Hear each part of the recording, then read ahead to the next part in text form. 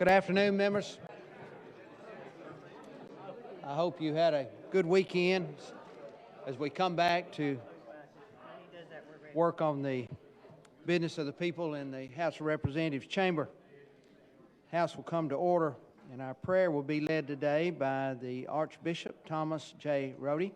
He is the Archdiocese of Mobile and the guest of Representative Margie Moore. And Archbishop, good to have you. Wilcox, excuse me. Good to have you with us. Thank you. Excuse me on the name there, Representative Wilcox. You're recognized. Thank you.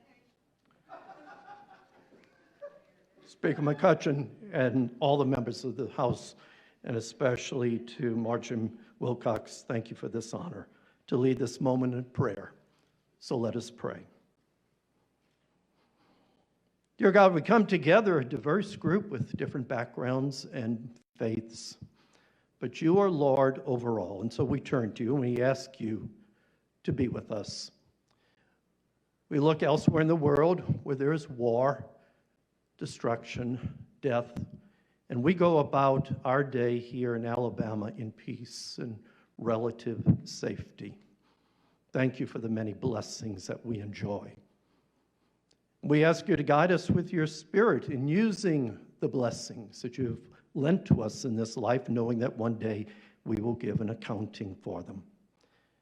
May your wisdom guide this House of Representatives in all its discussions and decisions, so that all we do may be for your greater glory and honor and for the good of neighbor. We ask you to bless us, to bless this House, to bless Alabama, our country, and our nation as we offer our prayer to you, who lives and reigns forever and ever. Amen. And Mr. Archbishop, thank you so much. You honor us by being here with us and being the special guest of Representative Wilcox, whom I'm sure Representative Moore is glad that you're here. So God has a way of bringing us together. All right. The Pledge of Allegiance will be led today by Parker Sullivan. Parker is in the 4th grade at Huntington Place Elementary, and he is the son of one of our own, Representative Rodney Sullivan. Parker, good to have you with us. Attention, salute, pledge.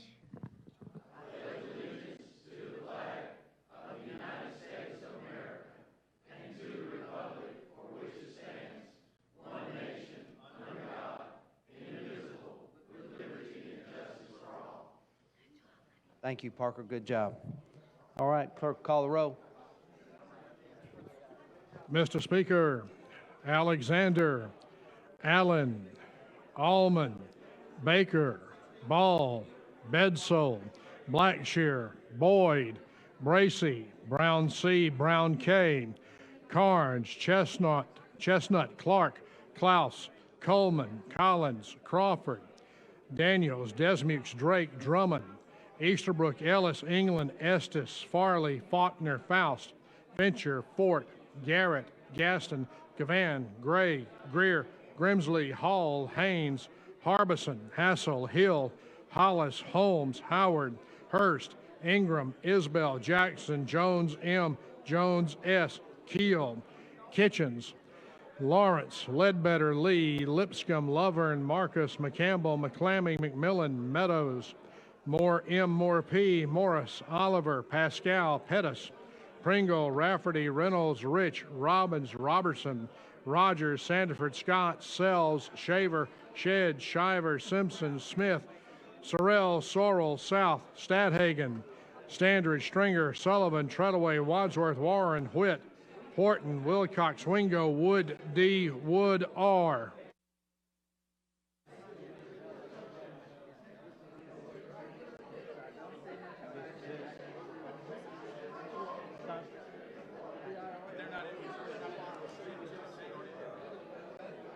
All right, there are 66 members having answered a roll. The quorum is present, and the House is now ready to transact business. First, we'll have the report from the Committee on Rules. Mr. Clerk. House of Representatives, your Standing Committee on Rules begs leave to report that it has carefully examined the Journal of the House for the 21st legislative day and finds the same to be correct. Representative Mike Jones, Chairman. And the chair recognizes the gentleman from Covington, Chairman Jones. Thank you, Mr. Speaker. Mr. Speaker, I move that the reading of the journal for the 21st legislative day be dispensed with and that absent representatives be excused for this legislative day. All right, members, you've heard the motion brought before you. All in favor of that signify by saying aye. Aye. And any opposed? And the motion is adopted. All right, we'll go ahead and finish photographs.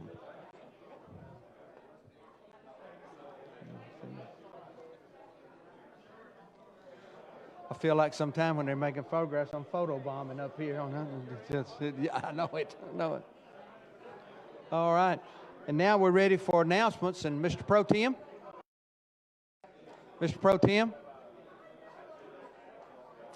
and Mr. Pro Tem, we're ready for announcements. That's all right. Busy morning, or afternoon now. I was holding court, Mr. Speaker. Mr. Speaker, thank you for recognizing me. I do have two announcements. One is the Alabama Bureau of Pardons and Paroles has extended an invitation to members and staff to view the changing of the course art exhibit by currently and formerly incarcerated. The exhibit will be held this evening from 5 to 7 at the Archives and History Building. So again, Mr. Speaker, this will be art that will be on display in an exhibit this evening from 5 to 7 at the Archives and History Building. Mr. Speaker, I have a second announcement, and that is from the Egg and Poultry Association. Invitation to the omelet breakfast tomorrow on the south lawn of the state capitol. It'll be from 7:30 to 9 tomorrow, Wednesday, March the 16th, and everyone's encouraged to attend if they so desire. Thank you, Mr. Speaker. And the chair thanks the gentleman. Members, if you have any questions about any announcements or the schedule, contact the Pro Tem's office and or the Speaker's office for details. All right. Next order of business will be to receive the reports from standing committees, and we'll be receiving those throughout the day while the House is in session. The House is now in a position for the introduction of bills and resolutions, of which the clerk will be receiving those until the close of business in the session day. We have no resolutions that's been brought before us for today's session, and the clerk now will move to uncontested local bills on the calendar. Mr. Clerk. On page 54 of the calendar, House Bill number 475 by Representative Sullivan relating to Pickens County. All right, members, let's pay attention. We're ready now to move to the local bills. And we are on the first local bill, House Bill 475. If you are in favor of the BIR for this bill, your vote will be aye. If you are opposed, your vote is no. The clerk will unlock the machine. The members will vote.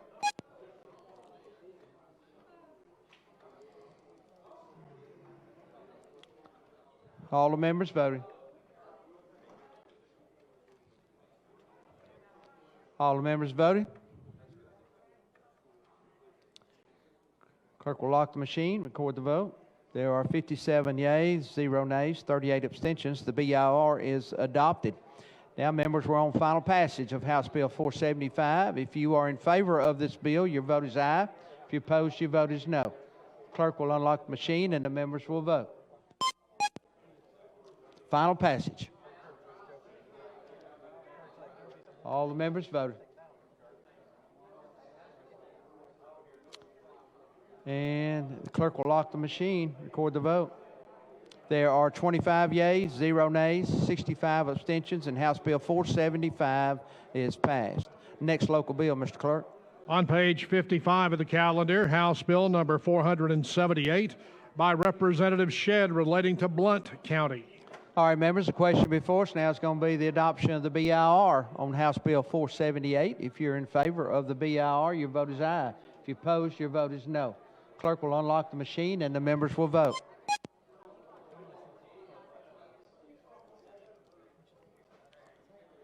All the members voted. All the members voted. Clerk will lock the machine, record the vote. 44 yeas, 0 nays, 49 abstentions. The BIR is adopted. Now, members, we're on final passage of House Bill 478. If you're in favor of this bill, your vote is aye. If you're opposed, your vote is no. Clerk will unlock the machine. The members will vote. Voting on final passage. All the members voted. Clerk will lock the machine, record the vote.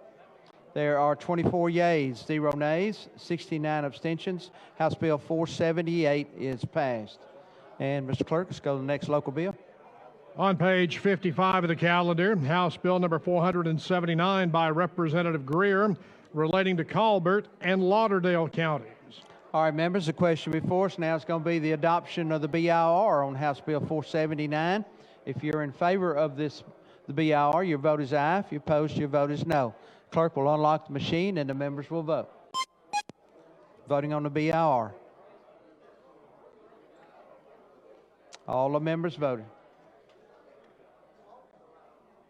All the members voted. Clerk will lock the machine, record the vote. There are 45 yeas, 0 nays, 45 abstentions. The BIR is adopted. Now, members, we're on final passage of House Bill 479. If you're in favor of this bill, your vote is aye. If you're opposed, your vote is no. Clerk will unlock the machine and the members will vote.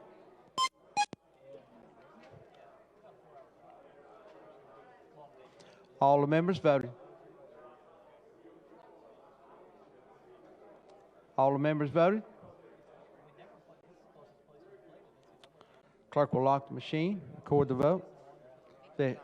There are 27 yeas, 0 nays, 71 abstentions, and House Bill 479 is passed. All right, Mr. Clerk, let's go to the next bill. On page 55 of the calendar, Senate Bill number 21 by Senator Price relating to Clay County and the city of Lineville. All right, members, the question before us now is going to be the adoption of the BIR on Senate Bill 21. If you're in favor of the BIR, your vote is aye. If you're opposed, your vote is no. Clerk will unlock the machine and the members will vote.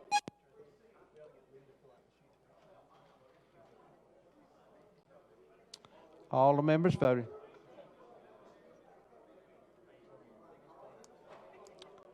All the members voted. The clerk will lock the machine, record the vote. There are 41 yeas, 0 nays, 58 abstentions, and the BIR is adopted.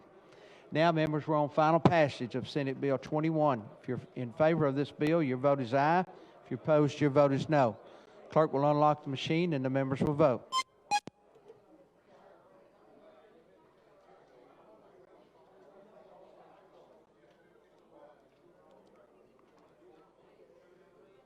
All the members voted.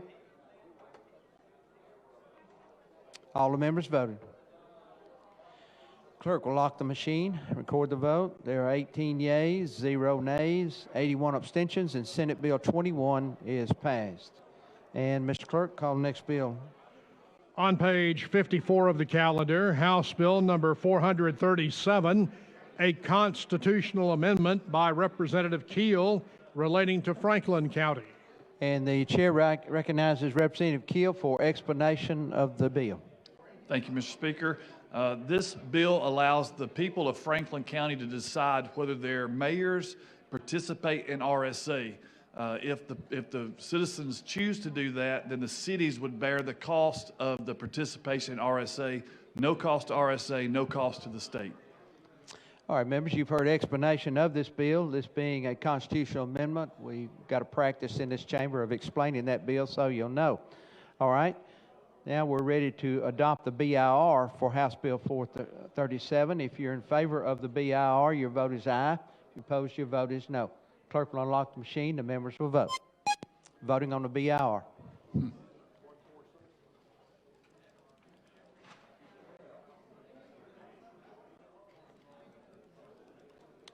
All the members voted.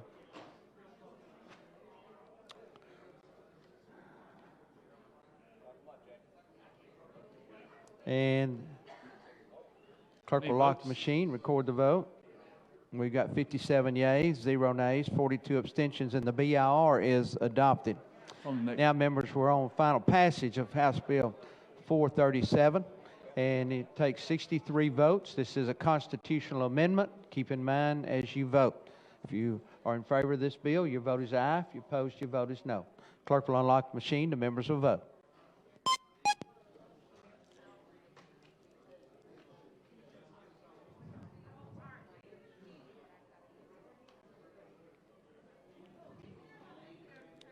All the members voted. Clerk will lock the machine, record the vote. There are 68 yeas, 0 nays, 30 abstentions, and House Bill 437 is passed. Now, members, we need to vote on the resolution of local application. If you're in favor of the resolution, your vote will be aye. If you're opposed, your vote is no. Clerk will unlock the machine and the members will vote. Voting on a resolution, local application.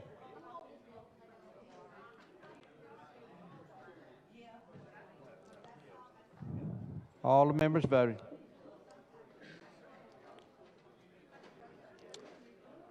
Clerk will lock the machine, record the vote. There are 50 yeas, 0 nays, 47 abstentions, and the resolution is adopted. Thank you, Mr. Speaker. Thank you, members. Representative Keel, thank you. All right. Mr. Clerk, that's the last local bill I've seen. All right. Let me take just a minute to recognize some guests that we have. We've got a large group in the gallery, just in the white jackets, and they are the optometry students, second-year students at UAB. Would y'all stand up where we could say welcome?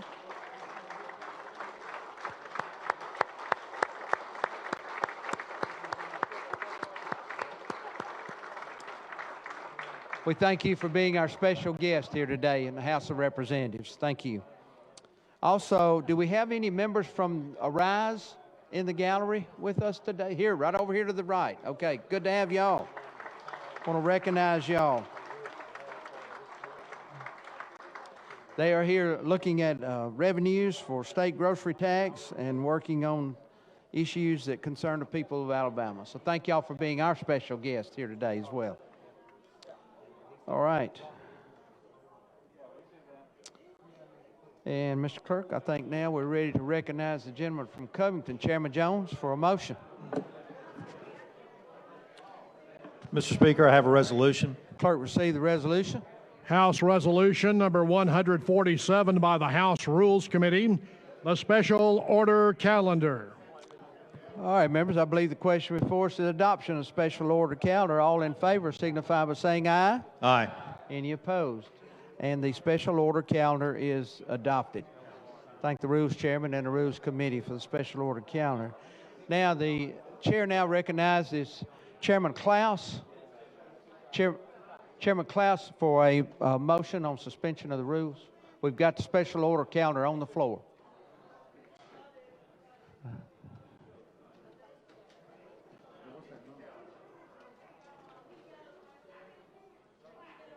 Yes, Mr. Speaker.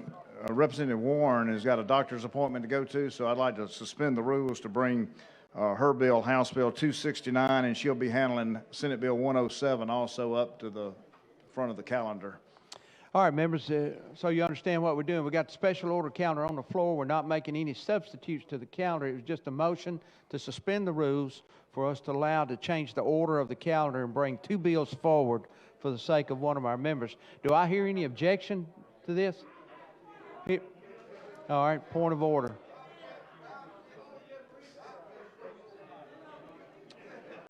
And the chair recognizes Representative Gavan. Mr. Chairman, just a point of order. Yes, ma'am. Representative Rogers, on several of occasions, tried to do this same exact thing.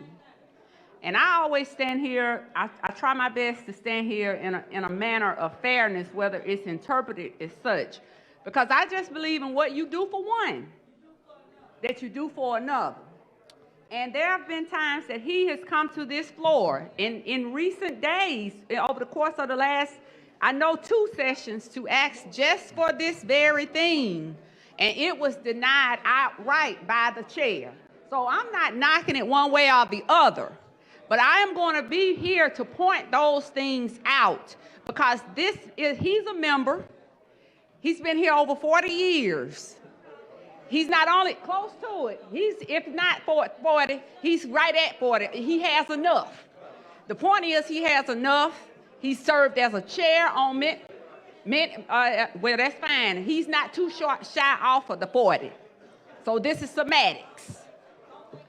But the bottom line is he served as a committee chair for many years. He is a respectable member in our party, regardless of whose party. My thing is, what you do for one, I just feel like you ought to do for the other. That's all I'm saying.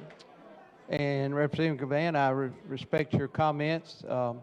Keep in mind, this is not a bill substitution. This is a calendar change. It was the same similar type of motion that the chair has made. I was here that day.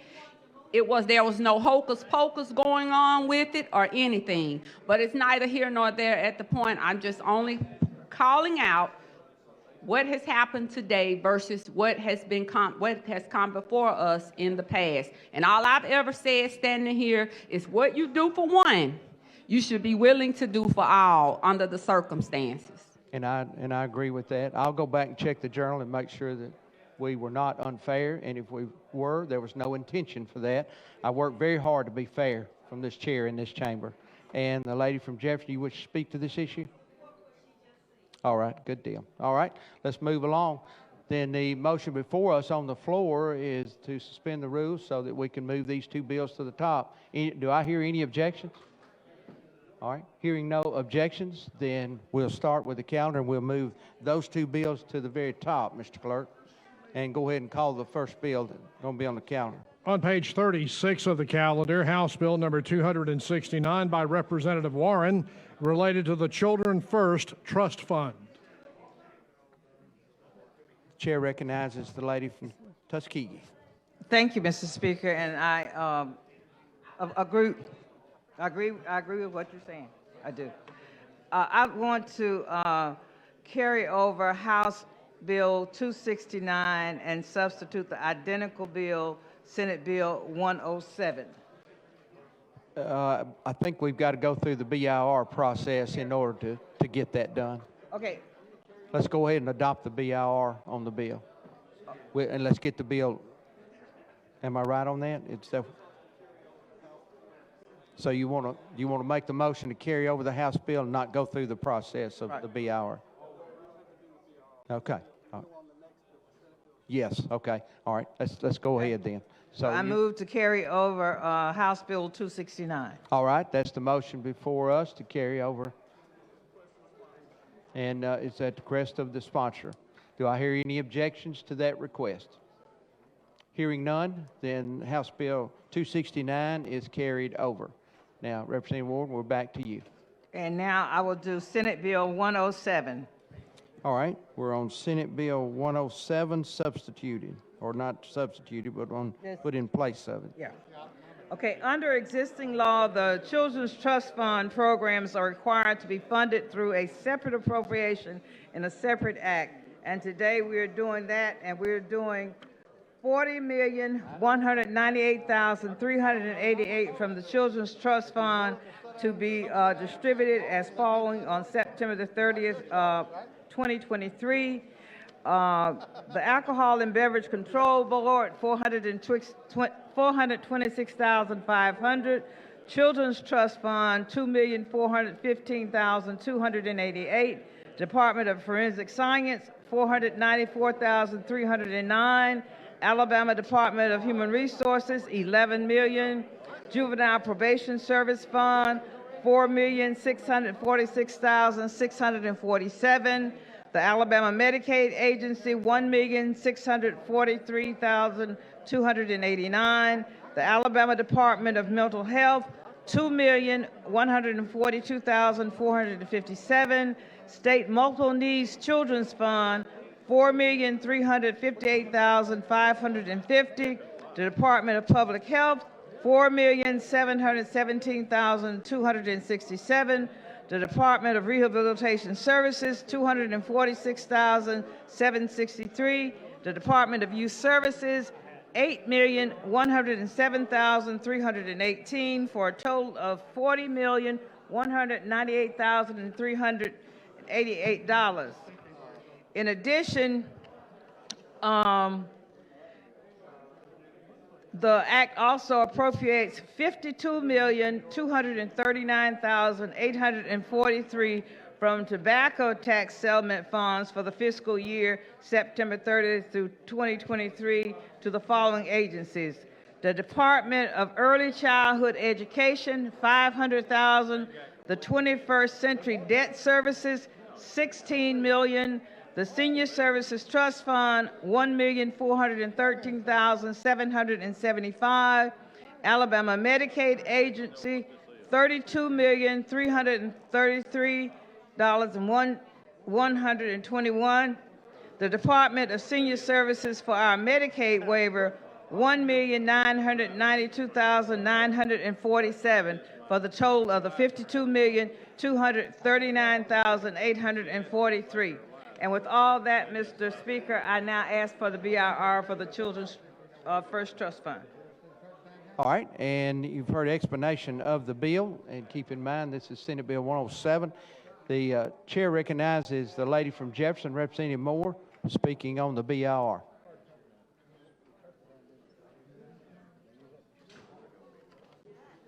got an JR and an HR. We are hoping that the HR. Thank you, Mr. Speaker. Representative Yu Yield. Yes, ma'am. Reading the note here, it says that all of these are conditioned upon the receipts of the tobacco revenue. If you get sufficient funds, and I see the part it says that if any is left over, but what happens if the tobacco receipts that come in this year aren't sufficient to take care of everything? Because you have down here what happens if excess is left. Okay, Kurt, will you want to address that?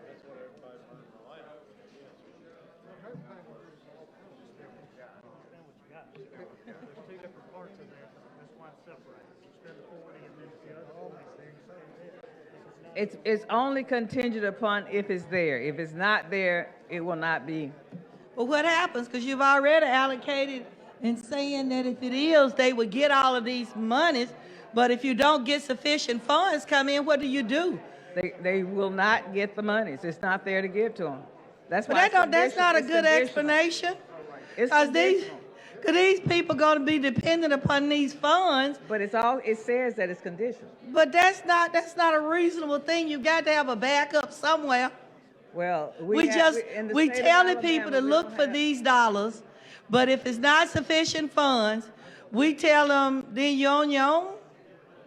Well,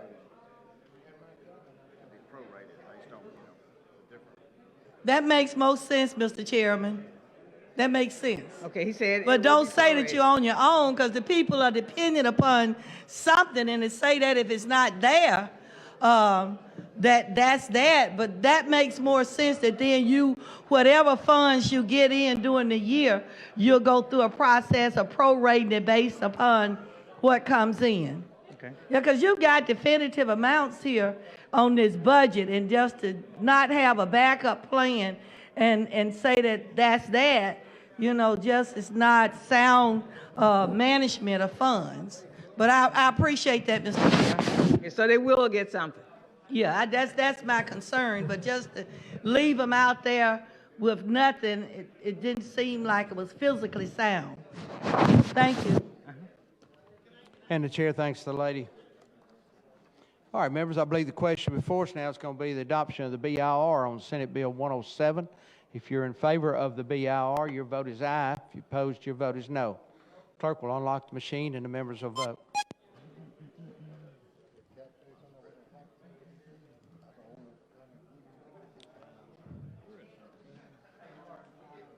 All the members voted. Clerk will lock the machine, record the vote. There are 99 yeas, 0 nays, 0 abstentions. The BIR is adopted. Representative Warren, we're back on the bill now. We're now ready for final passage. All right, and members, the question is final passage on Senate Bill 107. If you're in favor of this bill, your vote is aye. If you're opposed, your vote is no.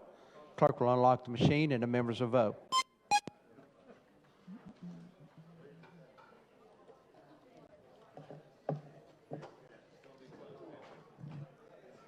All the members voted.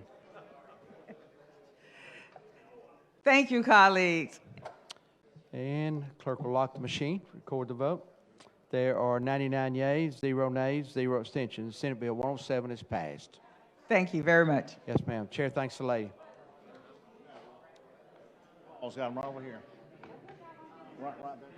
Now that we've got that issue cleared up, Mr. Clerk, let's go now back to the calendar and start the special order calendar. On page 41 of the calendar, Senate Bill number 191 with amendment by Senator Albritton relating to supplemental appropriations. And Chairman Klaus, you're recognized. Thank you, Mr. Speaker. Members of the body, this first bill makes a supplemental appropriation from the American Rescue Plan Act, and this is separate from what we passed in the recent special session dealing with the first tranche of the rescue monies. We have an amendment here. The Finance Department has applied for these monies, and some of the areas that we had applied for do not meet Treasury regulations. So the amendment that will be coming up in a few seconds just deletes that part of what's in the bill and just applies those monies to the Department of Finance. So if there's not any questions, Speaker, I'll ask for the BIR. All right, I believe that's the question before us. Now it's going to be the adoption of the BIR. If you're in favor of the BIR, your vote is aye. If you're opposed, your vote is no. Clerk will unlock the machine and the members will vote.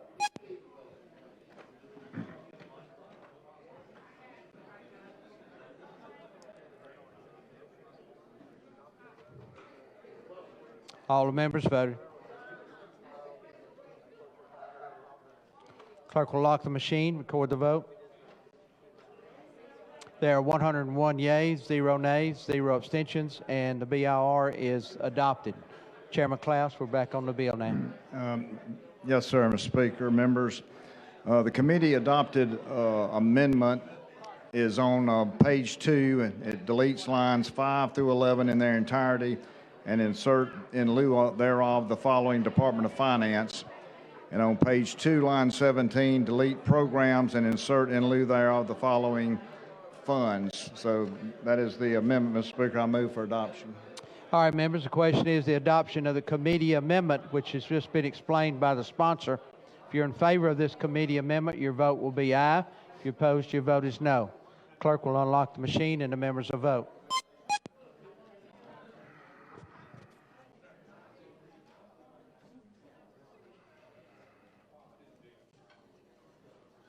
All the members voted. Clerk will lock the machine. Record the vote. There are 101 yeas, 0 nays, 0 abstentions, and the committee amendment is adopted. Chairman Klaus, we're back on the bill. Yes, sir. I'll move for adoption of Senate Bill 191 as amended. All right, that's the question before us. If you're in favor of this bill, your vote is aye. If you're opposed, your vote is no. Clerk will unlock the machine and the members will vote.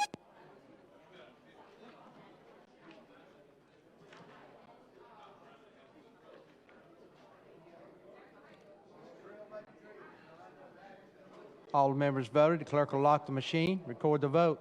There are 101 yeas, 0 nays, 0 abstentions, and Senate Bill 191 is passed. All right, Mr. Clerk, let's go to the next bill. On page 32 of the calendar, Senate Bill number 108 with substitute by Senator Albritton relating to supplemental appropriations. Chairman Klaus, you're recognized. Thank you, Mr. Speaker. And members, Senate Bill 108 is supplemental appropriation. And I'm going to go through a list of additions that the General Fund Committee in the House made, and that would be on, for the legislature line item, an addition of $262,611. The district attorney's increase of $1,500,000. The emergency sewer repairs from ADECA for the city of Bruton, $500,000. The public health, an addition of $162,900 for COVID incentives. The Medical Cannabis Commission, an addition of $1 million. The Office of Prosecutional Services, an addition of $1.5 million.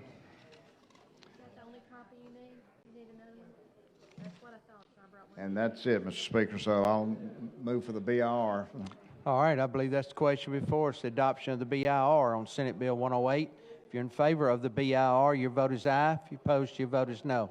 Clerk will unlock the machine and the members will vote.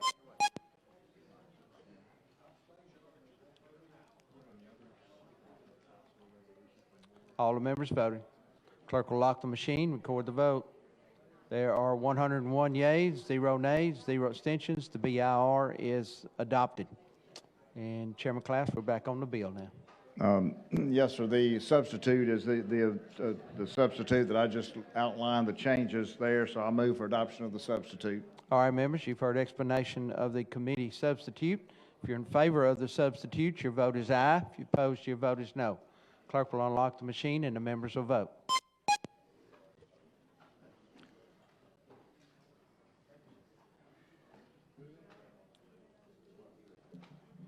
All the members voted?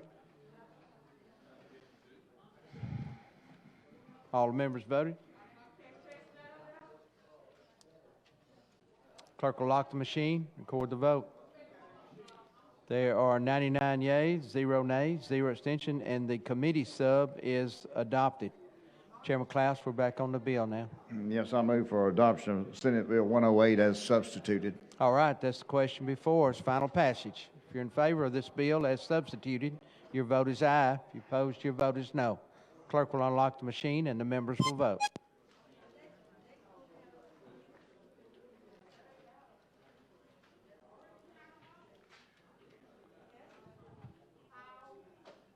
All the members voted?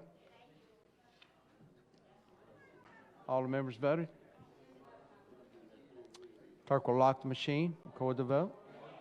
There are 100 yeas, 0 nays, 0 abstentions, and Senate Bill 108 is passed. All right, and Mr. Clerk, let's go to the next bill. On page 34 of the calendar, Senate Bill number 106 with substitute by Senator Albritton, the general fund budget. And Chairman Klaus, you're recognized. Yeah.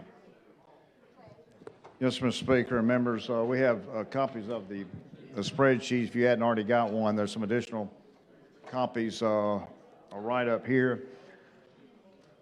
The general fund budget was substituted in House committee, and I'm going to go over the list of those changes for the substitute, and then we will have a floor amendment to take care of some technical corrections and some additions. Starting off first with the sub is add a new an earmark of $1,048,228 to offset a reduction in funding support for the City of Mobile and Mobile County for the Unified Judicial System. Under Agriculture and the Conservation Development Authority, this addition of $115,548. Under Ag and Industries, an addition of earmark of $200,000 for City of Ozark Farmers Market. Under the Auditor's Office, an increase of $100,000. Under Commerce, increase of Workforce Development Act program by $753,900. And under Commerce, an additional, or add a new $200,000 earmark for the Woodlawn Foundation. Debt service for the Corrections Institution Finance Authority, we changed the reallocation language if appropriation is not needed for debt service back to the Alabama Trust Fund repayment. This is back to the governor's recommendation. Under district attorneys, we restore the $2 million cut from the Senate, from the governor's proposal, and added another $3 million to district attorneys. Under district attorneys, the changed reporting requirements from to annual instead of quarterly. Under economic and community affairs, add $70,000 to the grant program for food banks to provide $30,000 in funding for each of the 4 food banks in the fiscal 2022 budget, and then add the other 5 other food banks in the state for a total of $270,000. Under Economic Community Affairs, added a $300,000 earmark for City of Elba. It's the same language as fiscal year 2022. Under Economic Community Affairs, added $200,000 for the Coalition Against Domestic Violence. Under Economic Community Affairs, we increased Community Action Agency's earmark by $50,000. Under Environmental Management, added a new earmark of $1,500,000 for the Mobile office, the new Mobile office. Under Forensic Sciences, increased by $224,928 to their general fund line.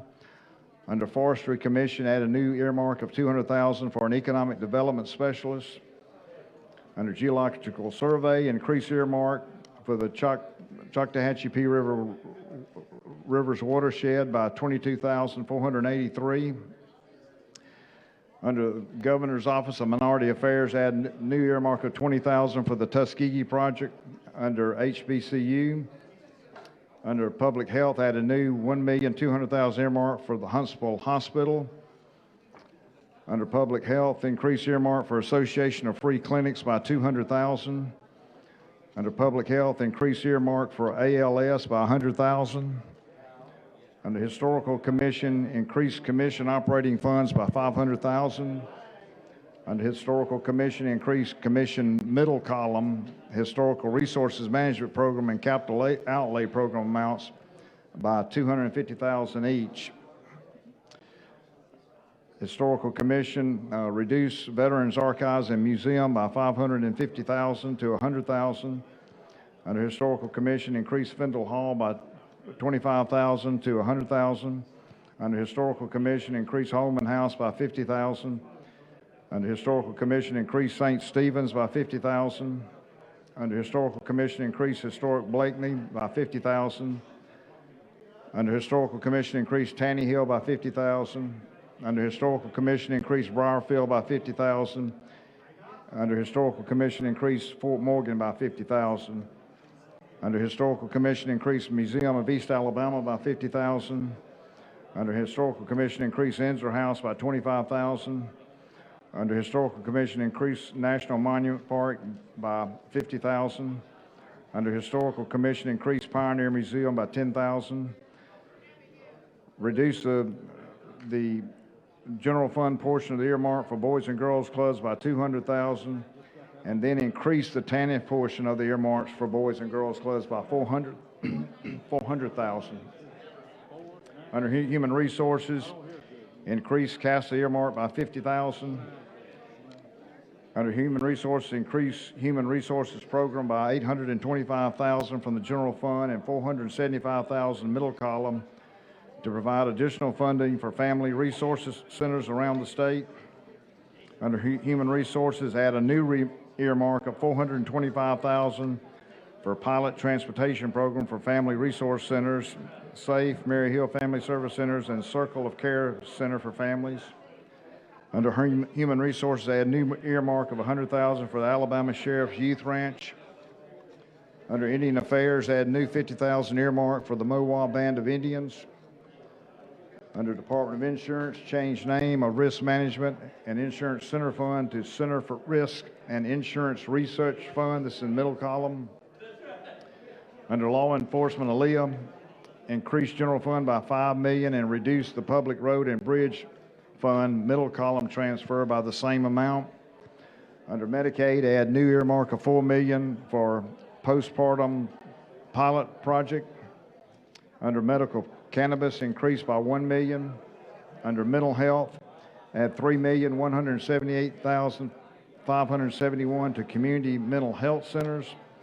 This amount plus the $5,750,000 in the Education Trust Fund increase will provide total funding of $10 million for community mental health centers, including current earmarked amount. Under Mental Health, add new mark of $5 million for a pilot program for mobile crisis centers for children and adolescents. Under Mental Health, add $1,500,000 for Under mental health, $1,500,000 for the Huntsville Wellstone facility. Under mental health, add new mark of $450,000 for crisis intervention training, the CIT program. Under mental health, change language, designate the new community mental health centers by county rather than region, Region 2 in Tuscaloosa County and Region 4 in Houston County. Under Public Service Commission, reduce the general fund transfer from $10 million to $7 million. Under tourism, add new earmark of $200,000 for the Freshwater Land Trust. Under tourism, increase middle column earmarks for Red Mountain Park and Dothan Botanical Gardens to $100,000 each. Under transportation, reduce the Public Road and Bridge Fund middle column transfer to Aaliyah by $5 million and add same amount to Surface Transportation Program middle column. Under transportation, add earmark of $5 million for county bridge repairs and improvements under Surface Transportation Program middle column. Under other function of governments, add $5 million to the grant program to replace pistol permit revenue contingent upon House Bill 272 being enacted. And that is the changes on the substitute, Mr. Speaker. So not any questions, I move for adoption of substitute. All right, and thank you for that good explanation. We are on the substitute offered by the committee. The chair recognizes the lady from Jefferson, Representative Moore, speaking on the committee sub.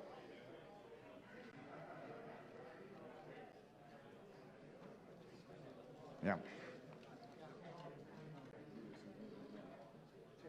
Yeah, I got an amendment coming after the sub. Yeah.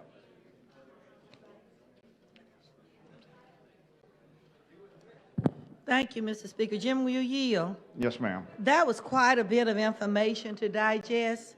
Where do we get a copy of it to know what the changes were? I tried going down the budget spreadsheet, but you know, it was a lot to digest.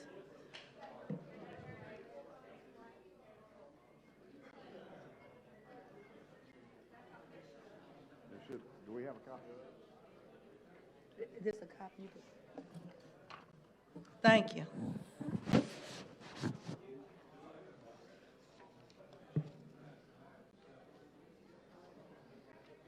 All right, and I believe the question before us now is going to be the adoption of the substitute. If you're in favor of the committee sub, your vote will be aye. If you're opposed, your vote is no. Clerk will unlock the machine and the members will vote.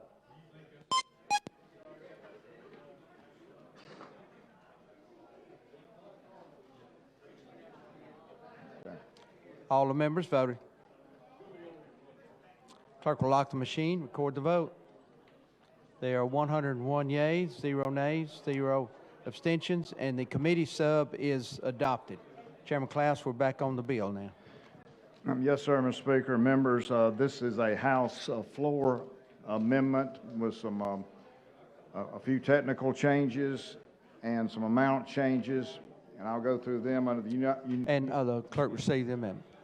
Amendment to Senate Bill number 106 by Representative Klaus. All right, now we're ready.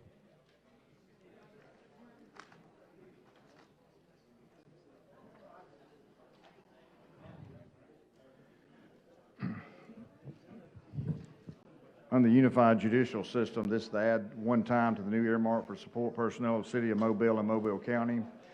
Under economic and community affairs, delete earmark for Anniston Airport from Airport Development Grant Program, but leave funding in the program. Under the Governor's Mansion Authority, change reporting requirement to annual rather than quarterly. Under the Governor's Office and Minority Affairs, add new earmark of $300,000 for one-time expense to comprehensively research issues affecting minority businesses' access to capital. Under public health, change language regarding use of the earmark funds for ALS Association to the care and treatment of individuals with ALS and regional multidisciplinary care clinics.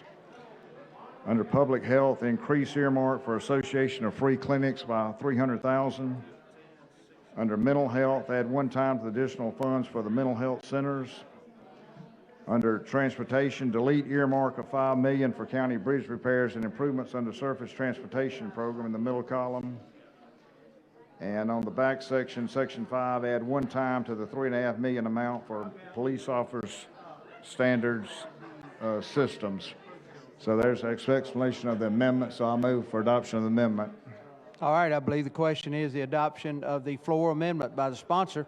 If you are in favor of this amendment, your vote is aye. If you're opposed, your vote is no. Clerk will unlock the machine and the members will vote. We're voting on the floor amendment.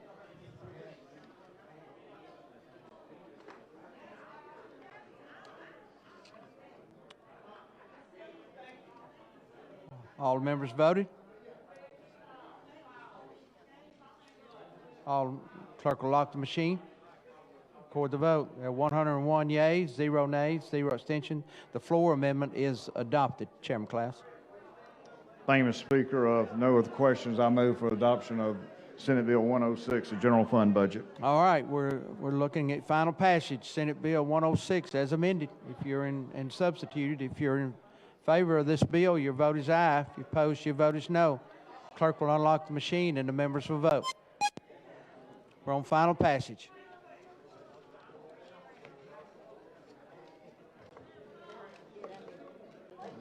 All the members voted. All the members voted. Get Ms. Hall.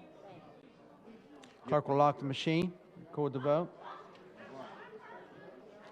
101 yeas, 0 nays, 0 abstentions, and Senate Bill 106 is passed. All right. Mr. Speaker, I want to thank the membership, and I also want to take this time to thank Kurt Fulfer with the Fiscal Office, and also Dustin Jones, the House liaison from the Fiscal Office. They've done a yeoman's job, and also our committee members. All right, Mr. Chairman, we thank you and the committee and all of those that you mentioned. I think it'd be good for us to.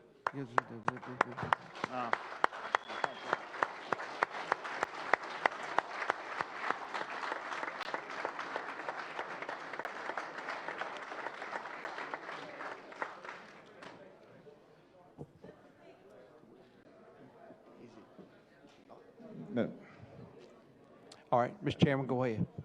Mr. Speaker, before these other bills come up dealing with the pay raise and the retirees bonus, I failed to mention, but I think it's self-evident that inside the budget, those funds are appropriated for the state employee pay raise and the retired employees bonus that's coming up here in a second.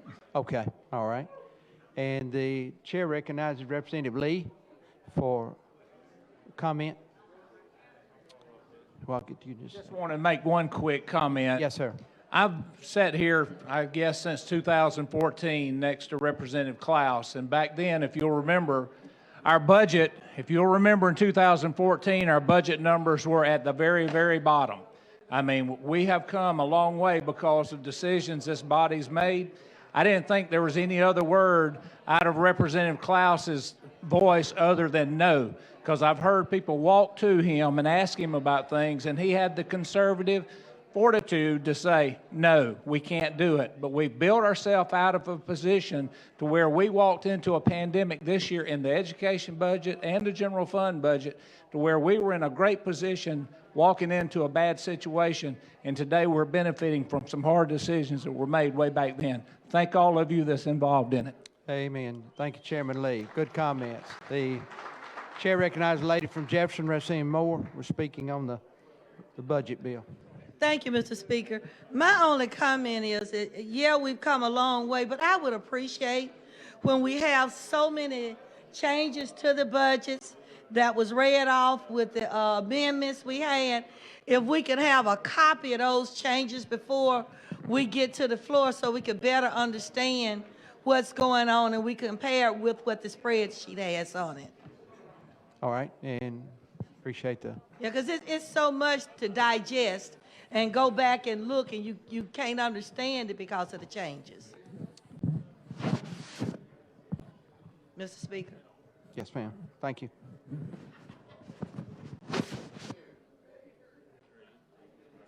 All right, and Mr. Clerk, let's go to the next bill on the calendar.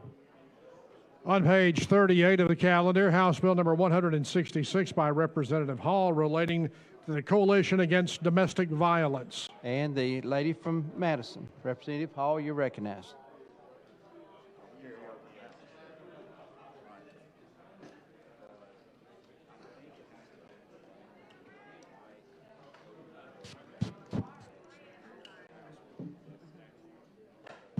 Thank you, Mr. Speaker and members. House Bills 166, I would ask that we carry that bill over. Mr. Speaker.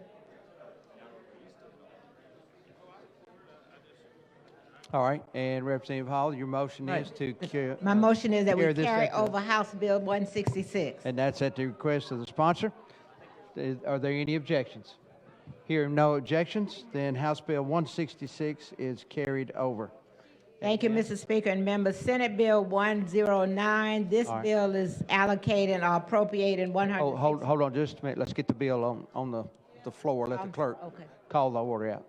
On page 38 of the calendar, Senate Bill number 109 by Senator Albritton relating to the Coalition Against Domestic Violence. Now we're ready. Thank you. Yes, ma'am. Trying to get my speaking in that I didn't get last That's week. all right. That's all right. It's a good bill. Yeah. Thank you, Mr. Speaker. This bill would appropriate $169,633 to the Coalition Against Domestic Violence for fiscal year September 30, 2023. And if there are no questions, I move the BIR. All right, and I believe that's the question before us, the adoption of the BIR on Senate Bill 109. If you're in favor of that bill, your vote is aye. If you oppose, your vote is no. Clerk will unlock the machine and the members will vote.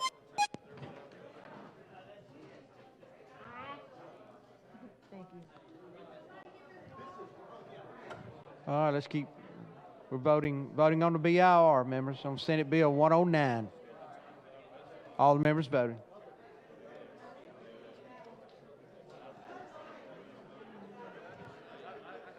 All the members, clerk will lock the machine, record the vote.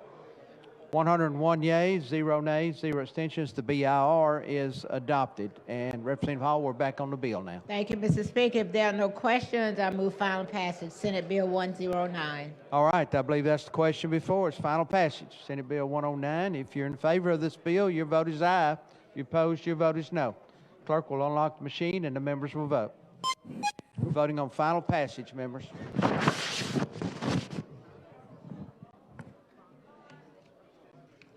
All the members voted. Clerk will lock the machine, record the vote. There are 100 yeas, 0 nays, 0 abstentions, and Senate Bill 109 is passed. Thank you, Mr. Speaker. And Chair thanks the lady. All right, Mr. Clerk, let's go to the next bill on the calendar. On page 39 of the calendar, House Bill number 202 by Representative Lawrence relating to state employees. And Representative Lawrence, you're recognized.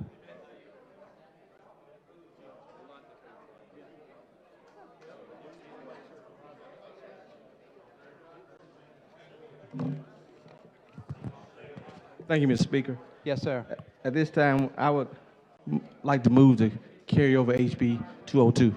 All right, members, at the request of the sponsor, the request is to carry the bill over. House Bill 202. Do I hear any objections to that motion?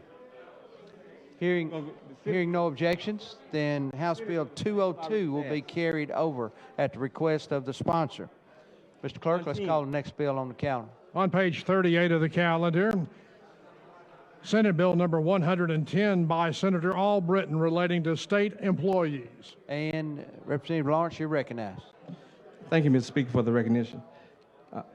Ladies and gentlemen, members of the House, this is the state employees pay increase bill. As we all know, during COVID pandemic, our state employees, some of those as hardest hit individuals, and we really appreciate the job that they've done during this pandemic, and I think this is a great way to award them for all their hard work and dedication. So at this time, I'll move for the BIR. I believe that's the question before us, adoption of the BIR on Senate Bill 110. If you're in favor of this bill, your vote is aye. If you oppose, your vote is no. Clerk will unlock the machine and the members will vote.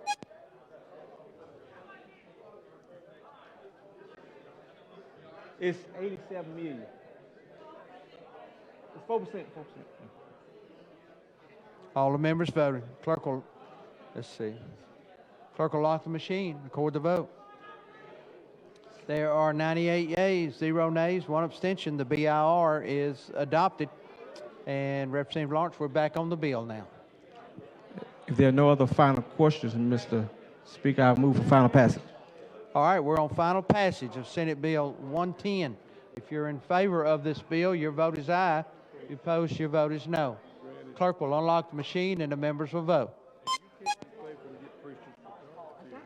So you lie. I got you.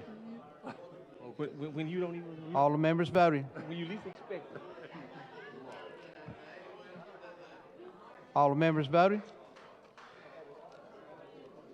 Clerk will lock the machine, record the vote. There are 100 yeas, 0 nays, 0 abstentions, and Senate Bill 110 is passed. Thank you, Mr. Speaker. Thank you, members. Chair thanks the gentleman. All right. Clerk will call the next bill on special order. On page 40 of the calendar, House Bill number 404 with amendment by Representative Sells relating to the employees' retirement system. Mr. Speaker, at this time, I'd like to move to carry over House Bill 404. All righty. Members, the question and the motion before you now is by the sponsor to carry over House Bill 404. Do I hear any objection? Hearing none, then House Bill 404 will be carried over. Mr. Clerk, call the next bill on special order. On page 39 of the calendar, Senate Bill number 111 with amendment by Senator Albritton relating to the employees' retirement system. And Representative Sells, you recognized. Thank you, Mr. Speaker. Mr. Speaker, this is the this is the one-time bonus check for the state employees, which will be an amount of $2 a month for every month served. This time, Mr. Speaker, I ask for the BIR.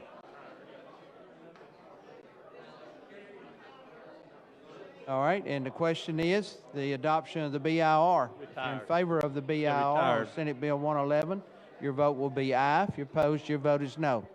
Clerk will unlock the machine and the members will vote.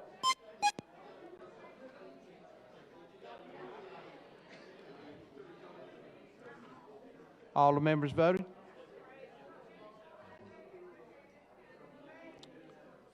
Clerk will lock the machine, record the vote. There are 98 yeas, 0 nays, 2 abstentions. The BIR is adopted. Hey, Representative Sells, we're back on the bill now. Yes, Mr. Speaker, this is for the retired employees. At this time, I call for final passage. Well, we got an amendment from the committee. You need to explain that amendment. Mr. Speaker, it speaks. I don't have a copy of the amendment. Hold on one second. Okay, just see if you can find it. I know it. It is. Members, just explain the committee amendment. Okay, it's a technical amendment, Mr. Speaker. On line 26, delete of $300, and that's it, Mr. Speaker. Okay, all right, members, you've heard explanation of the committee amendment. Now we're voting on the adoption of that committee amendment. If you're in favor of the committee amendment, your vote is aye. If you're opposed, your vote is no. Clerk will unlock the machine and the members will vote. Voting on the committee amendment. All the members voted.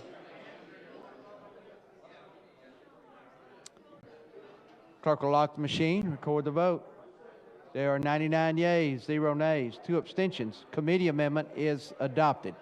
Now we're back on the bill, Representative Sells. Okay, Mr. Speaker, at this time, I ask for final passage as amended. All right, I believe that's the question before us is final passage on Senate Bill 111 as amended. If you're in favor of this bill, your vote is aye. If you're opposed, your vote is no. Clerk will unlock the machine. The members will vote.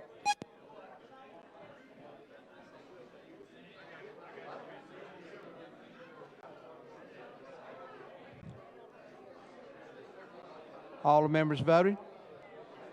Clerk will lock the machine. Record the vote. 99 yeas, 0 nays, 2 abstentions, and Senate Bill 111 is passed. Thank you, members. Thank you, Mr. Speaker. And the chair thanks the gentleman. We've got some guests in the gallery we want to recognize. We've got the Elba Youth Leadership Group from Elba, Alabama. Where's our leadership group? Would y'all stand up so we could welcome you?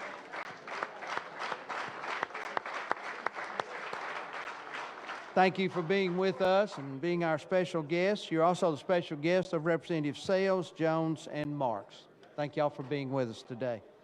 Also, we have with us the Alzheimer's Association staff and advocates, Ms. North Jefferson, Kate Webb, and her platform for the Alabama is the Dementia Advocacy Group. And where are you? I see her up there. Okay, good. Good to have you with us in the group. Thank y'all. Thank y'all for being our special guests in the House of Representatives. Thank you. All right, Mr. Clerk, now let's go to the next bill on the special order. On page 24 of the calendar, House Bill number 352 with amendment by Representative Meadows relating to the State Employee Retirees Trust Fund. Thank you, Mr. Speaker. Welcome. This afternoon, I bring before you HB 352. This bill would create a State Employees Retiree Trust Fund, which would be a permanent irrevocable trust so that money, if it ever became eventually available, could go into that fund and earn interest and then be dispersed for the period of periodic bonus checks. At this time, if there's no questions, I'd like to ask for the BR. All right. And we're ready now for the adoption of the BIR, and the chair recognizes Chairman Klaus speaking on the BIR. Thank you, Mr. Speaker. And Representative Meadows, I appreciate you bringing this bill. I think it's apropos right after we had the bonus for the retired state employees, which was always a struggle for us to try to find that funding. And what your bill does is try to set up a mechanism where we can start putting some money aside for retired state employees on a regular basis. Of course, we did this a few years ago for the education retirees, and so this will sort of mirror what that bill does, and I appreciate you taking on this project. Thank you, Mr. Speaker. Thank you, Mr. Chairman. And the chair recognizes the lady from Jefferson, Representative Moore, second person on the BIR.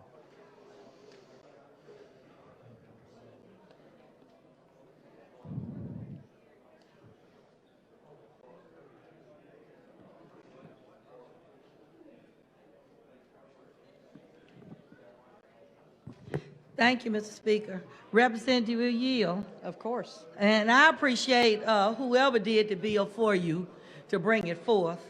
But the question I ask, and I'm glad we're setting up this type of fund, but are there any speculations on where the funds will come to go into this trust fund? I have a speculation. Mr. Klaus, is there any speculations where the monies will come from?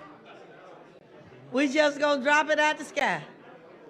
Well, I appreciate the fund being set up, but if we don't have a guesstimation or a thought process as to where the monies will come, we'll have our retirees hoping that they're gonna we got a trust fund set up for them.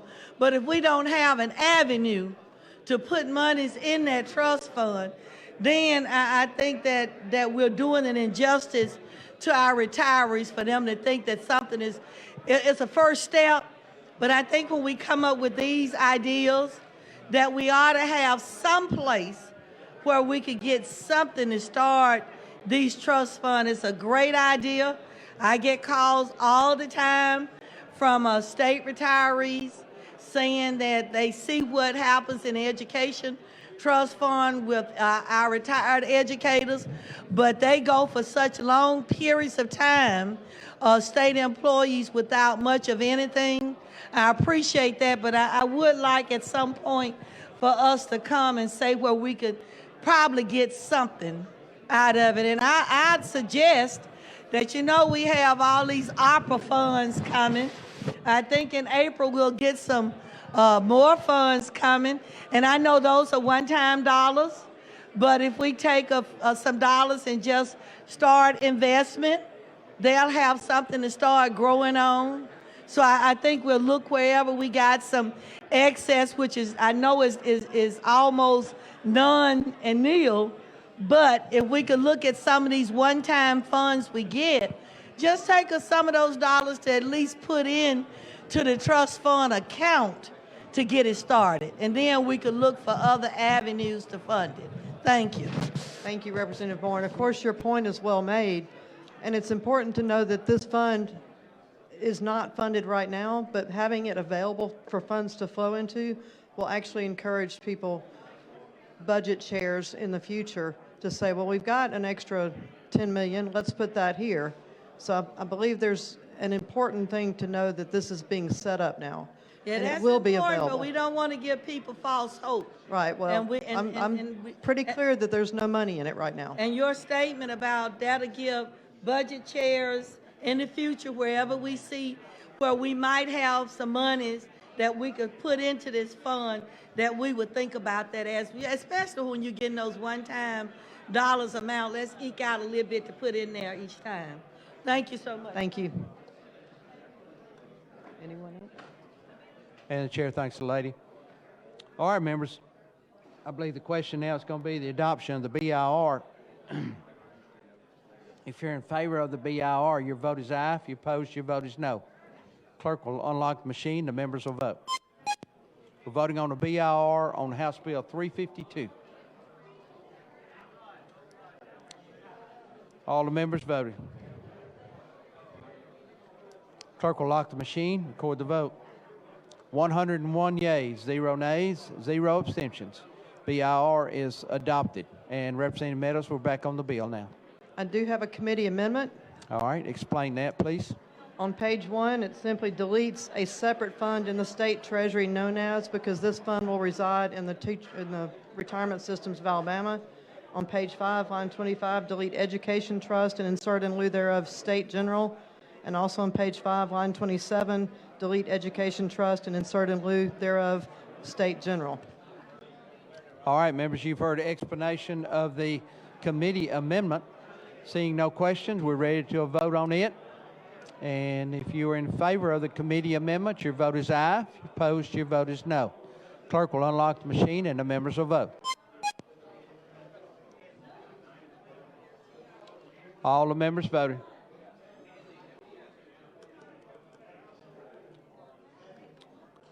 All the members voted.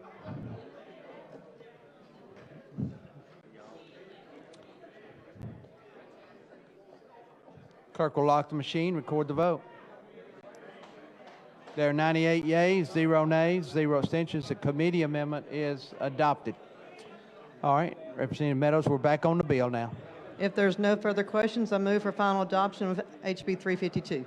All right, we're on final passage of House Bill 352 as amended. If you're in favor of the bill, your vote is aye. If you're opposed, your vote is no. Clerk will unlock the machine. The members will vote.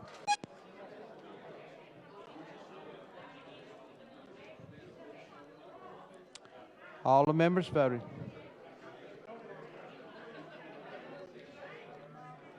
Clerk will lock the machine. Record the vote. 100 yeas, 0 nays, 0 abstentions, and House Bill 352 as amended is passed. Thank you, membership, and thank you, Mr. Speaker. And the chair thanks the lady. All right.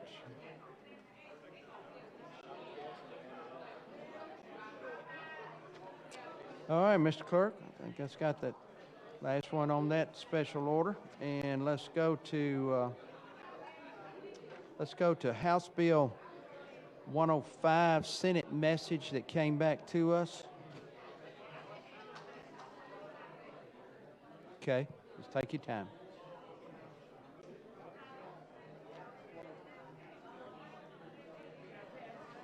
Message from the Senate. Mr. Speaker, the Senate has amended as therein shown and as amended has passed the following House bill and returned same herewith to the House of Representatives.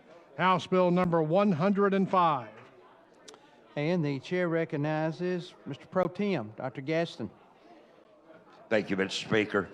I appreciate the fact that Senator Figures handled this bill in the Senate and that it passed unanimously, and that there were 2 amendments that were added, which very technical well,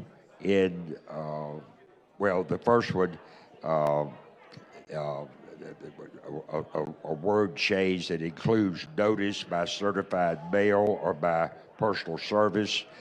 That was something that was needed, that was added. And the second amendment is simply a technical amendment which made the numbering correct.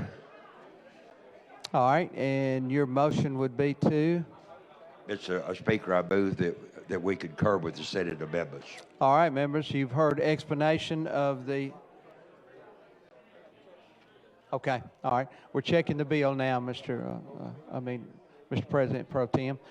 checking on the bill, but the motion before us that we'll be voting on was a motion to concur with the Senate amendments that were added into the House bill. So let the clerk make sure we've got all the paperwork right.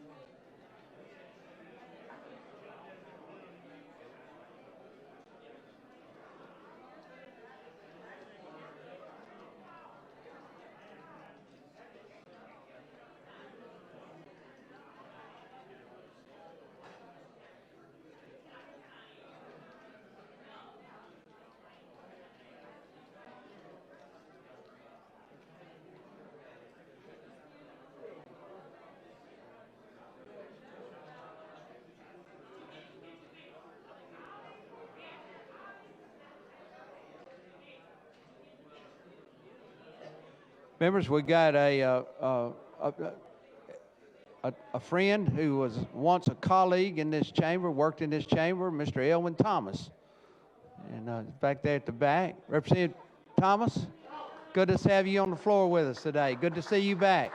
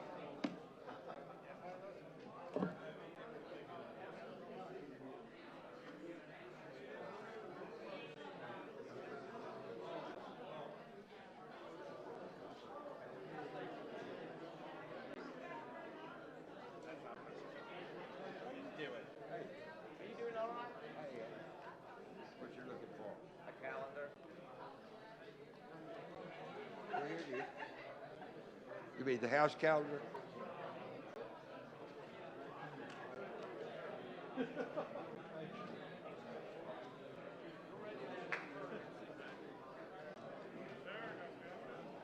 All right, and now I think we're ready, Mr. Pro Tem. I believe we're ready now to address your motion to concur. All right. Thank you, Mr. Speaker. Mr. Speaker, I move that the House concur with the Senate amendments. All righty, that's the motion before us, members, that we concur with Senate amendment on House Bill 105. If you're in favor of that motion, your vote will be aye. If you're opposed, your vote is no. Clerk will unlock the machine and the members will vote. Motion to concur.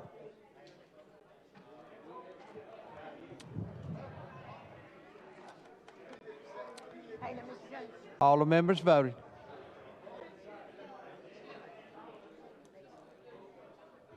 All the members voted. And the clerk will lock the machine, record the vote. 100 yeas, 0 nays, 0 abstention, and the motion is adopted. And Mr. Pro Tem, thank you. That's it. Yes, sir.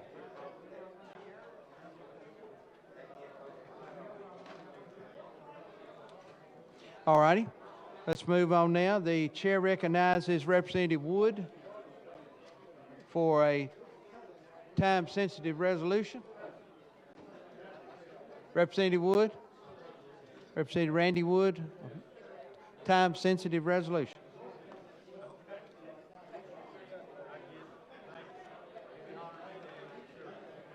You recognize. Thank you, Mr. Speaker. I need to pay a little more attention, don't I? I'm sorry? I said I need to pay a little more attention.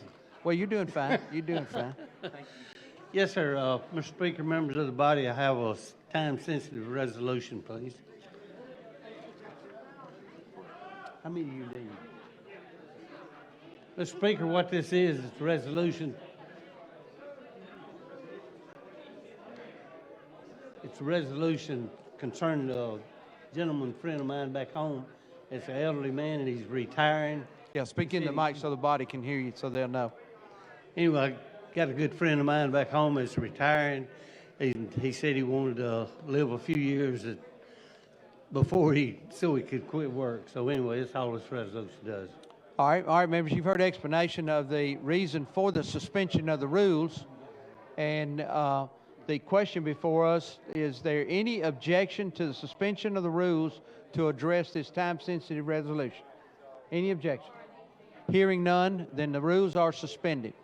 And Representative Wood, if you want to speak into the mic and just give us just a little bit more explanation, and then we'll be ready to vote on the resolution. Okay, Mr. Speaker, what this bill does, it's like I said earlier, a good friend of mine back home. He actually owns an alarm shop and was in the telephone business for years and years and years, and he wants to retire, and while his health is halfway good, and his family wanted to get this resolution. All right, members, you've heard explanation of the resolution. All in favor of the resolution signify by saying aye. Any opposed? And the resolution is adopted. Representative Wood, thank you. Thank you, Mr. Speaker, members of the body. Yes, sir. All right. Now the chair recognizes the lady from Madison, Representative Hall, for a time-sensitive resolution. Representative Hall, you recognize.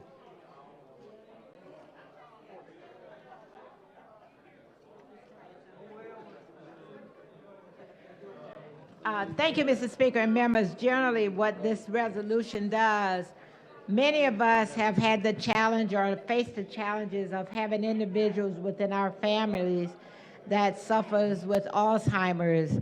I can speak from a personal experience as it relates to my mother and my husband. And so the resolution that I have will really go through rules, but what it really does is it is reauthorizing the idea of us having a task force to reactivate what the Alzheimer's task force started in 2015. And there are members that are seated in the gallery who are here representing the Alzheimer's Association, so I'd like for you to recognize them as well. Thank you. Okay, and so this is more of a personal privilege of recognition, and the resolution will go through the process? Yes. Okay, all right, that'd be fine. Could we have all, I know we recognized them as special guests a while ago, could all of those who are here for the association, would y'all stand up again and let us recognize you? I know we have is it with us? Thank you. Thank you. we're very appreciative of the work you do and the support of our people in need in the state. Yes. Thank you. Yeah. Thank you. All right. Thank you so much. Thank you, Representative Hall, for that. All right. And Mr. Clerk, are we now ready?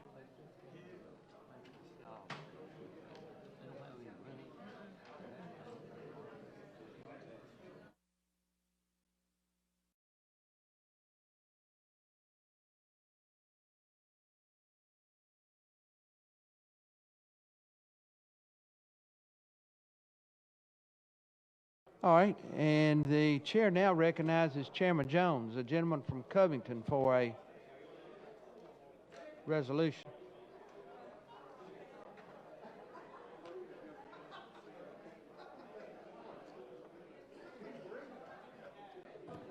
Mr. Speaker, I have a resolution. Clerk, receive the resolution. House Resolution number 165 by the House Rules Committee, a special order calendar.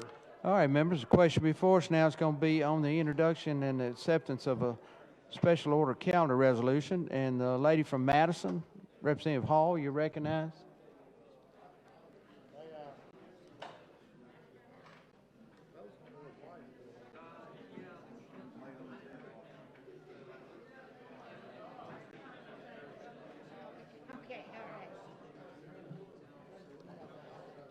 Thank you. What resolution is this, Mr.? Thank you, Mr. Speaker. Would the gentleman yield? Yes, ma'am. So this one, does it start with House Bill 91? Yes, ma'am. And I'm trying to see. It's- Did this one just come out of your committee? Yes, ma'am. We just approved it probably about 5 minutes ago, five or 10 minutes ago. We had to make copies, and that's why it took a few more minutes to make copies of the calendar.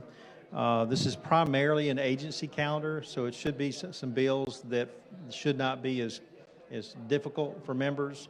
And these are the kind of bills that we see on agency calendars pretty routinely. So we tried to there's one or two on here, and I'll give you an example. Let's see, probably the first two bills, HB 91 and SB 48, those were bills that were on the calendar that we had last week, and we ended right before those bills were reached. And I think that the sponsor had asked the Speaker if we could try to come back and touch those because they are also agency-type bills. And so we stuck those at the top for that reason, because they were bills we had on the calendar last week. The rest of these bills are pretty much agency bills. The last bill, SB 150, is actually an ALI bill. Hey, what kind of bill? Alabama Law Institute, Oh, okay, ALI. okay. Yes, ma'am. I just didn't want us to get caught like we did last week Yes, ma'am. with the bill Right. and trying to understand if this is going to be a process for the rest of the session, or we to expect. Well, one of the things, as you know, we're on the 22nd legislative day, and I so understand. the majority of these are HBs I understand. that we want to try to go ahead and, if we're able to, make the move to the Senate so they would have enough time for potential passage on the Senate side. I think there's only two SBs on this list. One is one of the first two bills, as I mentioned, was Representative Ingram's bills. The last one is the ALI bill, and so it's the one that's positioned to pass coming from the Senate. The rest of these are HBs. And so my next question was, when you passed the first calendar, Yes, ma'am. what would have prevented you from doing this calendar as well? Well, when we first started looking at the general fund calendar last week when we approved it, we had more bills on there. As I reviewed all those bills from that calendar, as I normally do, I saw that a large number of them were companion bills. And so we knew they would likely either get substituted on the floor or carried over. And so when we saw that reduction in the volume of bills, well, then it appeared that we might have some extra time. And so once we talked about that early this morning, we began trying to put together an agency calendar. That was our goal, is that we saw an opportunity that we would have more time for members to be able to pass some HBs. So, and so I don't see anything wrong with this, but I don't want us to get into No, ma'am. to where we were last Thursday.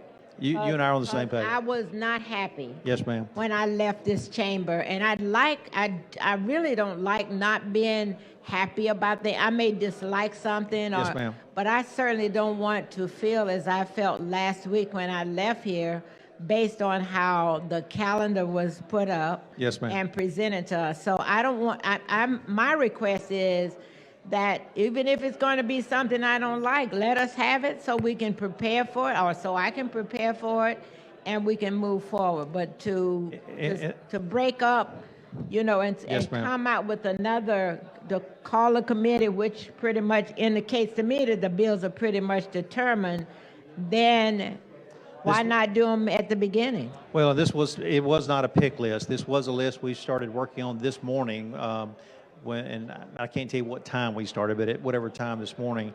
But as you know, we also wanted to make sure that these bills were positioned correctly and that they were also had been through the vetting process correctly and had the pick sheets signed, or not pick sheets, but the orange sheets signed in our office. So we had to go through the hoop of making sure all the procedural things were done.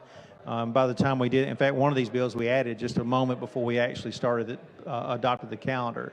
And it's because it was one that the speaker had wanted me to put on, I'd forgotten to put on.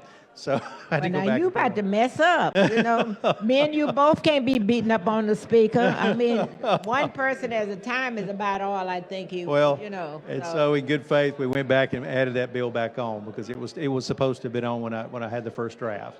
But that's SB 48, and that's one of the bills that we were to take up last week.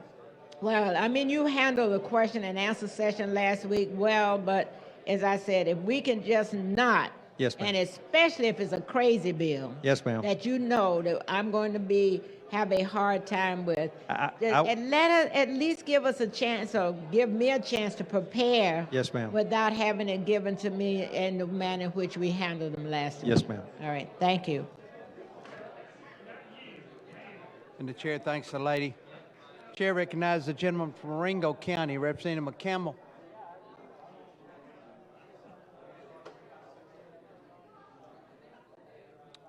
And Representative McCampbell. Yeah, Representative, you're recognized. You got a copy of it, AJ? No, Let me get you another copy, some more copies on the floor. Your light's on. I know. I wanted to speak, but I don't have a copy of what we are doing. I don't have a copy of it at all. Here, you got one? Oh, she is, okay. Okay. Thank you. Hey, Sam. You're good. I didn't know you were still passing out. Let me have that. No problem. Leave a. And,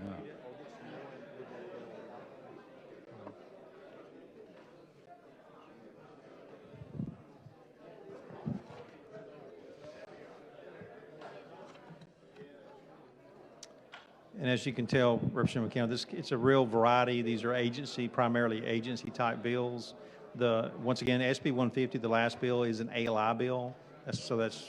And I oftentimes will add ALI bills on an agency type calendar. Okay. And I too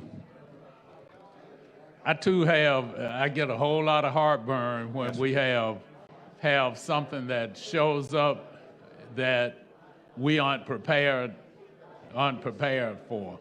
That's you know, I really don't think it's being fair to all the members that we are not apprised of what we are going to be debating, because we may need to look at it, you know, study the bills. If there's some reason why we object to it, we need to build those objections.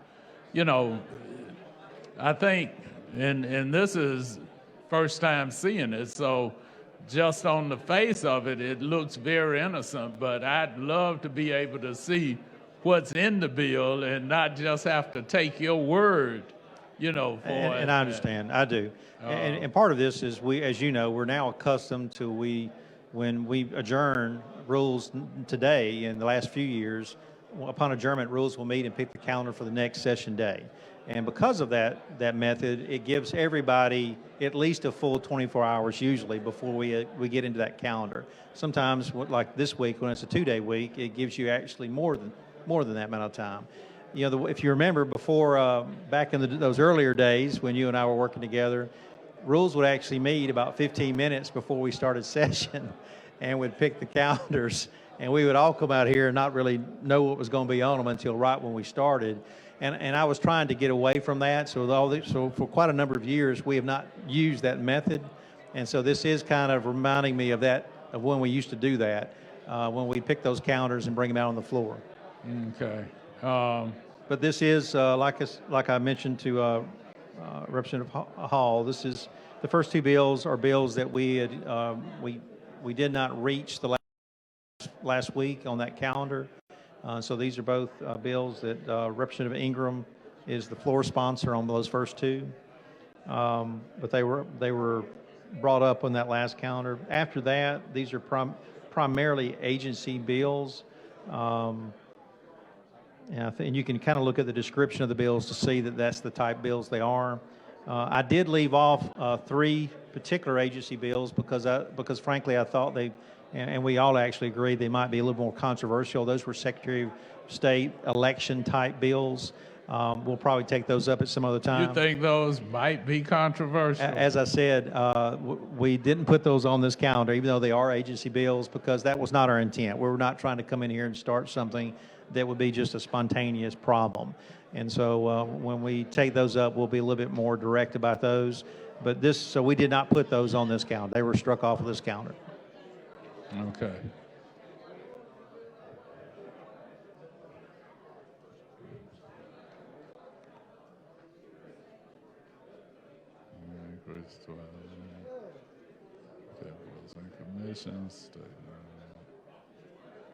Okay.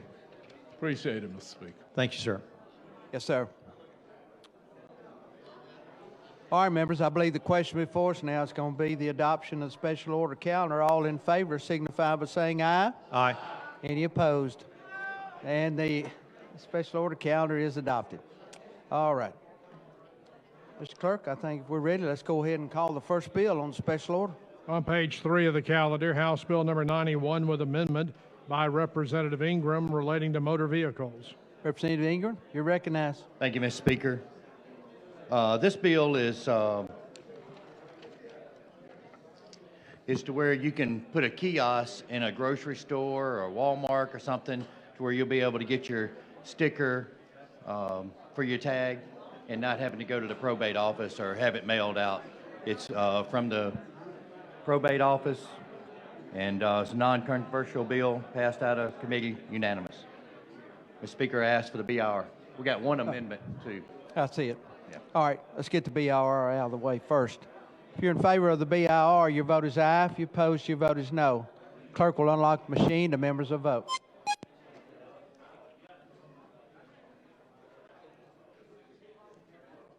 All the members voted.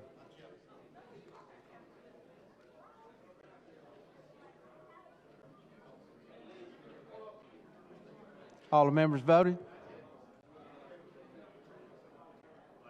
Y'all gonna vote for Blackshear? Blackshear?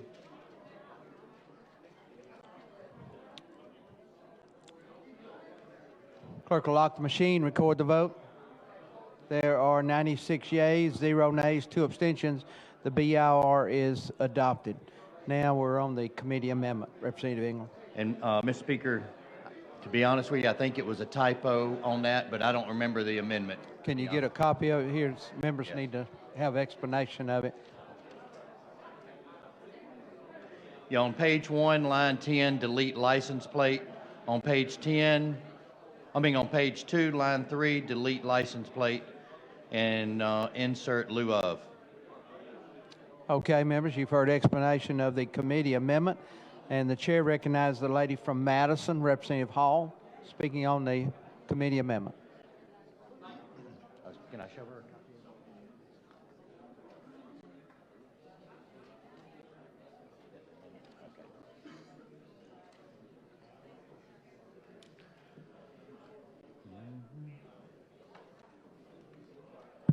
Thank you, Mr. Speaker. Will the gentleman yield? Certainly, yes. Do you ma'am. have any idea, as we talk about these changes as it relates to the license plate or the decal for the license plate, what that fee will look like?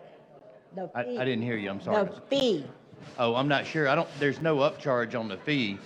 other than what you would pay. It's the same amount is the, just, the kiosk would be at a convenient location for, the convenience part of it. They Because said a lot of in a times, contract with a third party, and many times, and I'll give you an example. When you go online to purchase with a credit card, saying, man, you may pay as much as $20. yes, ma'am. And These machines, will be, I guess, I don't know that, to be honest with you. It was told that it would be the same fee, which you would be at the probate office, because, that's with a third party as well, as far as your credit cards are applied. right, and I remember when we voted for that, but I never had no idea the cost, because in other states where I've gotten a license or used the same process, Yes, ma'am. that fee may be as much as little as, $1.50. It's just a process. Since I was just wanting to know if you had any conversation. in No, terms ma'am, of and the we don't cost. charge an upcharge now in my county, as far as a credit card. So I don't know. You don't? Not that I know of, no, ma'am. And I would suggest you check to see how I'll much check does on it that. cost. I know it's a few percents. So if it's like $2,000, you're going to pay like $20. No, ma'am. No Uh, fee. No. And I know I just went and got my tags last month, and I didn't You see did it an by additional credit fee. card? No, ma'am. Yes, And I you paid didn't- with American Express. Okay, what about other things like your property taxes and things like that? I don't know that on the property tax. This doesn't have anything to do with I the tag. understand. Yes, I'm ma'am. just talking about the third party I and the agree. fee that Yes, they ma'am. charge. Yes, ma'am. All right, thank And you. a lot of convenience stores do that, but I don't know of any governmental body that does that. Oh, yes. Oh, do they? Thank you, Ms. Hall. Yes, ma'am. And the chair thanks the lady. All right, I believe the question before us now is going to be the adoption of the committee amendment. If you're in favor of this amendment, your vote is aye. If you're opposed, your vote is no. Clerk will unlock the machine and the members will vote. Voting on the committee amendment.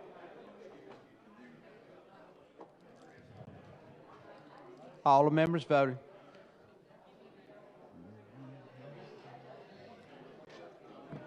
All the members voted. Clerk will lock the machine, record the vote. There are 99 yeas, 0 nays, 0 abstentions. Committee amendment is adopted. Representative Ingram, Just took out. we're back on The the bill. speaker asked for final passage. All right, we're on final passage of House Bill 91 as amended. If you're in favor of this bill, your vote is aye. If you're opposed, your vote is no. Clerk will unlock the machine. The members will vote.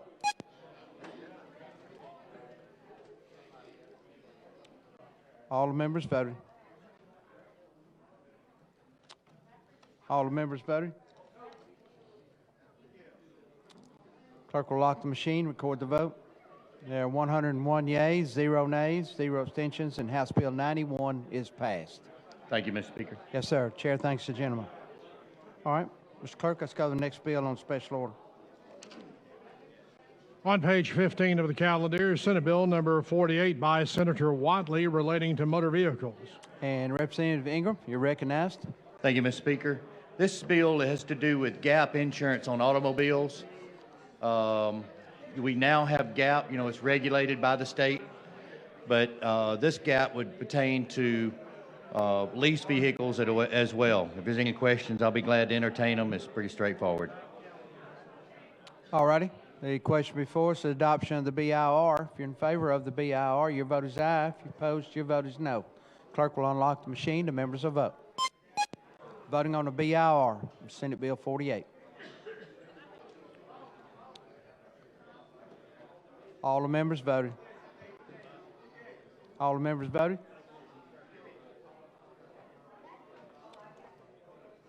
All the members voted. Clerk will lock the machine, record the vote. There are 101 yeas, 0 nays, 0 abstentions. The BIR is adopted.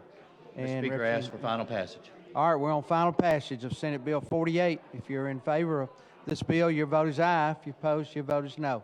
Clerk will unlock the machine. The members will vote.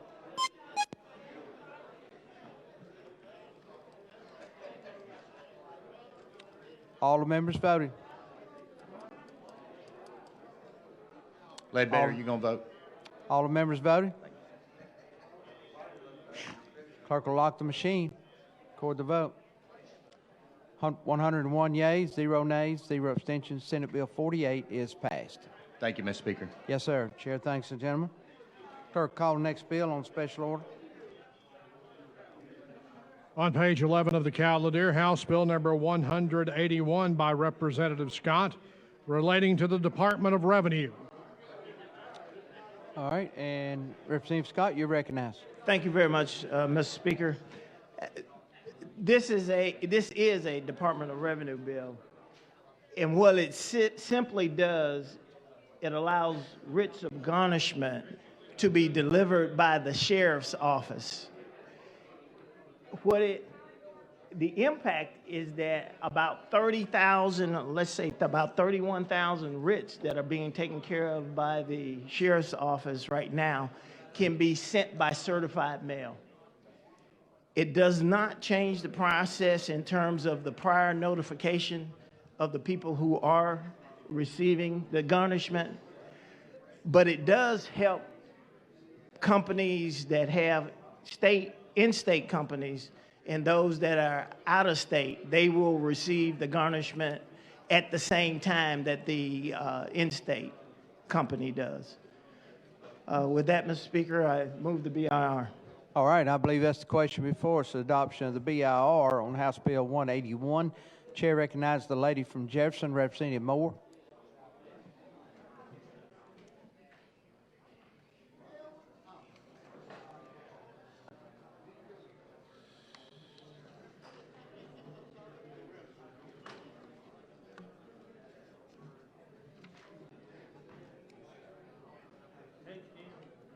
Thank you, Mr. Speaker.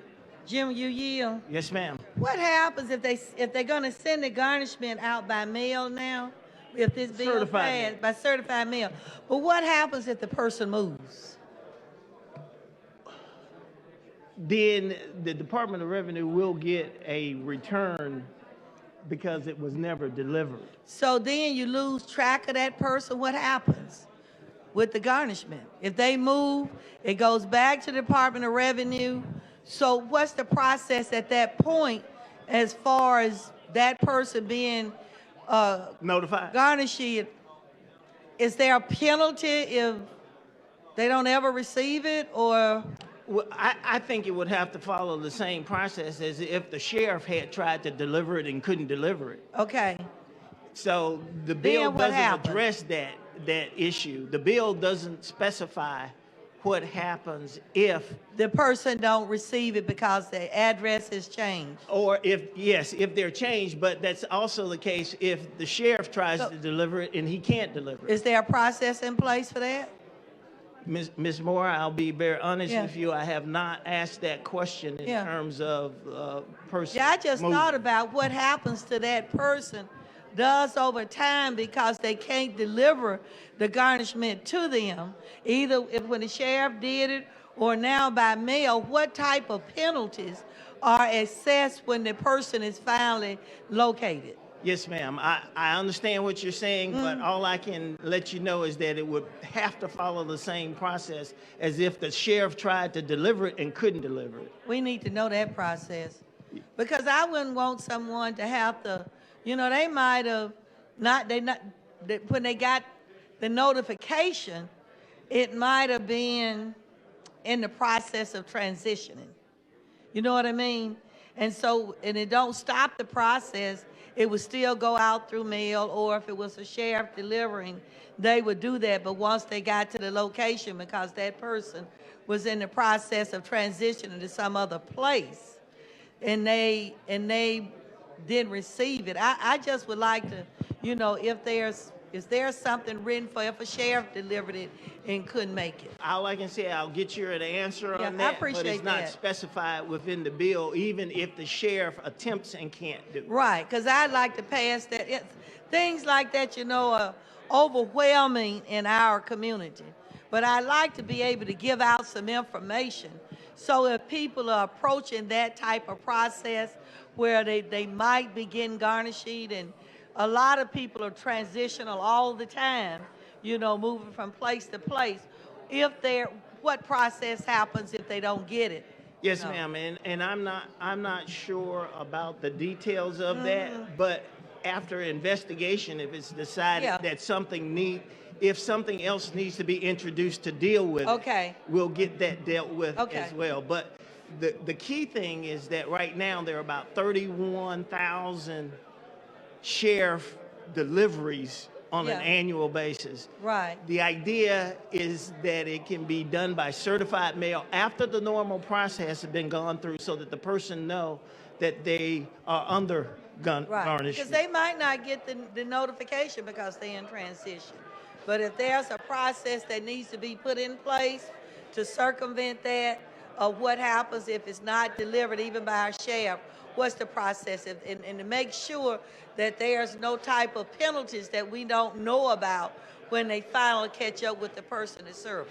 Yes, all I can say is it's a legitimate question. Yeah. It wasn't answered in the bill. I didn't think to ask that question, but I'll make sure that I ask that question so that it can be dealt with. Okay, I appreciate that. And the chair thanks the lady. All right, members, the question before us now is going to be the adoption of the BIR. If you're in favor of the BIR, your vote is aye. Opposed, your vote is no. Clerk will unlock the machine and the members will vote.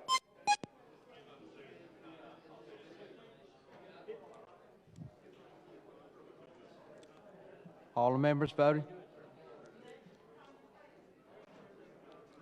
Clerk will lock the machine, record the vote. There are 101 yeas, 0 nays, 0 abstentions. The BIR is adopted. And Representative Scott, we're back on the bill now. At this time, Mr. Speaker, I'd like to substitute Senate Bill 162 by Coleman Madison. All right, the request of the sponsor wants to substitute Senate Bill 162. Yes, sir.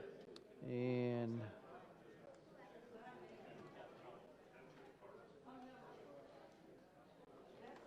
hearing, are there any objections to the substitution of that bill on the floor? Hearing none, then we'll go ahead and make that substitution. Clerk, get the bill on the floor. Mr. Clerk. On page 10 of the calendar, Senate Bill number 162 by Senator Coleman Madison, relating to the Department of Revenue. At this time, Mr. Speaker, with no changes to the bill, I'd like to move the BIR. All right, I think that's the question, is the adoption of the BIR on Senate Bill 162. If you're in favor of the BIR, your vote is aye. If you're opposed, your vote is no. Clerk will unlock the machine. The members will vote.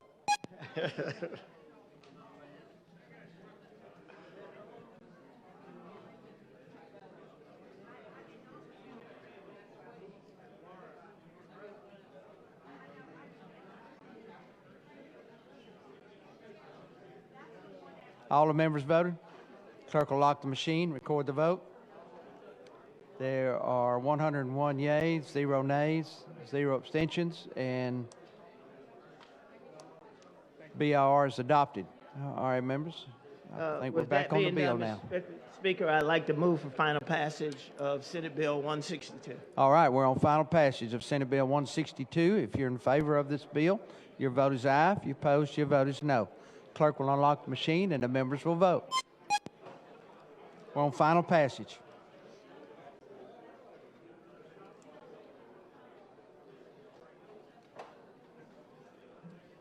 All the members voted. Clerk will lock the machine, record the vote. 101 yeas, 0 nays, 0 abstentions, and Senate Bill 162 is passed. Thank you very much, body, and Mr. Speaker, would you please indefinitely postpone Bill 181? Okay, all right, the motion before us is to indefinitely postpone House Bill 181. Anyone object to that? Hearing no objections, then that motion is adopted. Thank you very much. Yes, sir. Chair thanks the gentleman. All right, Mr. Clerk, let's call the next bill on special order. On page 47 of the calendar, House Bill number 256 by Representative Chestnut, relating to municipalities. And Representative Chestnut, you're recognized. Thank you, sir. This bill is a pretty simple bill. It's about accountability and transparency all in the same bill. It deals with audits, and it's based on the amount of expenditures that a municipality has annually. And at the appropriate time, I'd like to move for the BIR. All right, and I believe this is appropriate time. If you're in favor of the BIR, your vote is aye. If you're opposed, your vote is no. Clerk will unlock the machine. The members will vote.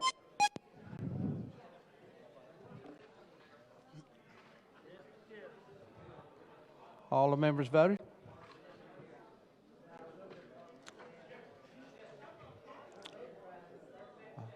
All the members voted? Oh, all municipalities. This affects all municipalities. So I just want to. Well, we're fixing to vote here. So we can answer that question in just a second. Let's get the BIR out of the way. We're already on the BIR. Clerk will lock the machine, record the vote. There are 100 yeas, 0 nays, 0 abstentions. The BIR is adopted. Now we're back on the bill. Representative Chestnut. Yes, so I just had a question from the gallery. Yes. Basically, about which municipalities would be affected. So basically, a real quick crash course. If your annual expenditures for municipality is above 300,000, nothing changes. It stays the same way, right? If your annual expenditures are less than 300,000, then you have to do a biennial audit every 2 years. And if your annual expenditures are less than 100,000, which is going to be with a lot of those Class 8 municipalities, then you would have to do an annual report that is certified by the Department of Examiners of Public Accounts. So if there are no further questions, I would like to move for adoption of the bill. All right, I think that's the question. Final passage on House Bill 256. If you're in favor of this bill, your vote is aye. If you're opposed, your vote is no. Clerk will unlock the machine and the members will vote.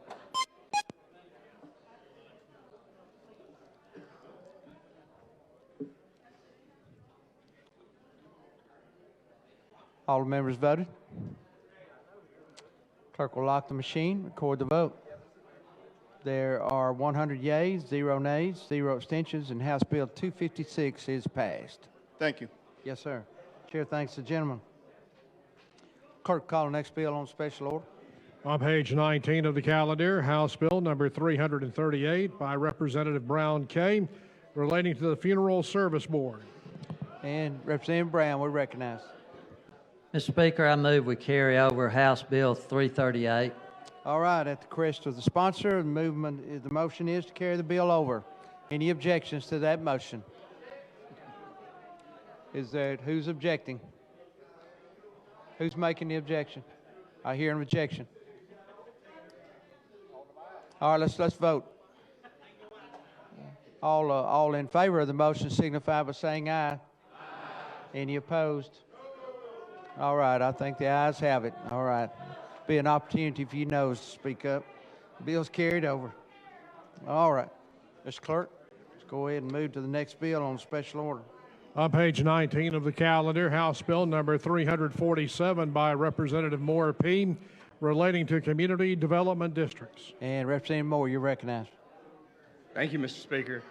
This bill would provide for an additional type of community development district. It's in a dry county, limestone, and it would allow a golf course to serve alcohol just on those premises. And if there are no questions, I ask for the BIR. All right, I believe the question is the adoption of the BIR. If you're in favor of the BIR, your vote is aye. If you're opposed, your vote is no. Clerk will unlock the machine and the members will vote.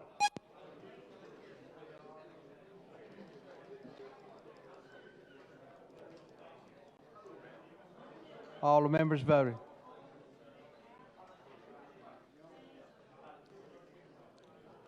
All the members voted.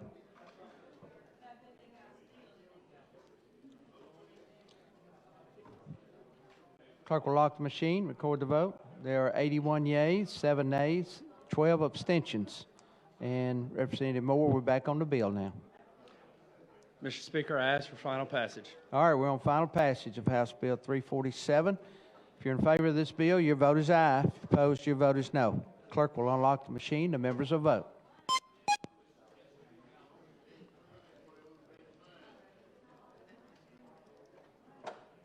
All the members voted. Hey, switchers. All the members voted. And the clerk will lock the machine, record the vote. There are 78 yeas, 9 nays, 13 abstentions, and House Bill 347 is passed. Thank you, Mr. Speaker. Thank you, body. And the chair thanks the gentleman. All right, Mr. Clerk, let's go to the next bill on special order. On page 44 of the calendar, House Bill number 384 by Representative Hill relating to municipalities. And Judge Hill, you're Thank you, recognized. Mr. Speaker.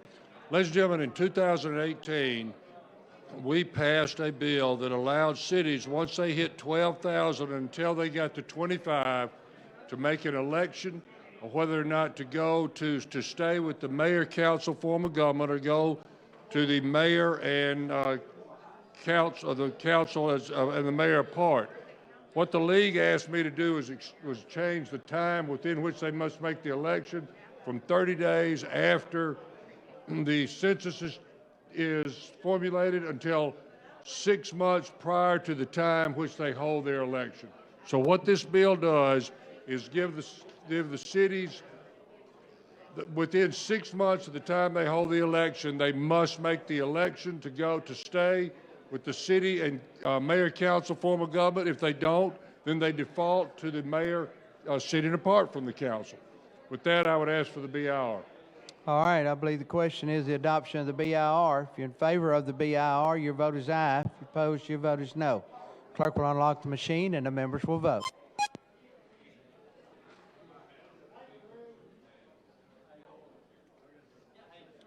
All the members voted. Clerk will lock the machine, record the vote.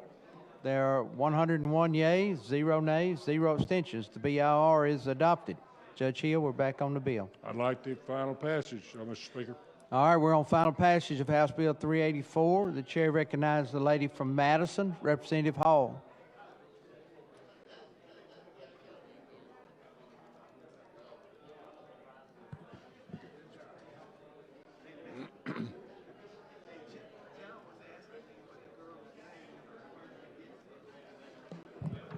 Thank you, Mr. Speaker. With the gentleman yield. Certainly. I think I was looking at two different things here. Starting on page 3, you went so this remains the same as okay. You said before it was less than 12,000. Now it's 12,000 up to 25,000. Am I reading that correctly? The law in this state, until we did this, until we did in 2018, was every 10 years you have a census. Of course. Okay. When your city goes over 12,000, okay, the city automatically changed its form of government from the mayor sitting as the head of the council with the council to the mayor sitting apart from the council. What this bill does is that from the census count of 12,000 to 25,000, right, the city, by adopting an ordinance, can choose to remain under the mayor-council form of government. If they don't do that, Ms. Hall, then they default to the mayor sitting apart from the council. So on page 4, line 17, this is where that change is occurring at least 6 months prior to the next election. Yes, ma'am. And what we did in 2018, they had to make it 30 days after they received the census. Right. And what the league asked me to do was give them more time. Now, And does that I mean- said, fine. Do you see us coming back again? Do you see us coming back again after the next census as it relates to this? I really do not. No, ma'am. Thank you.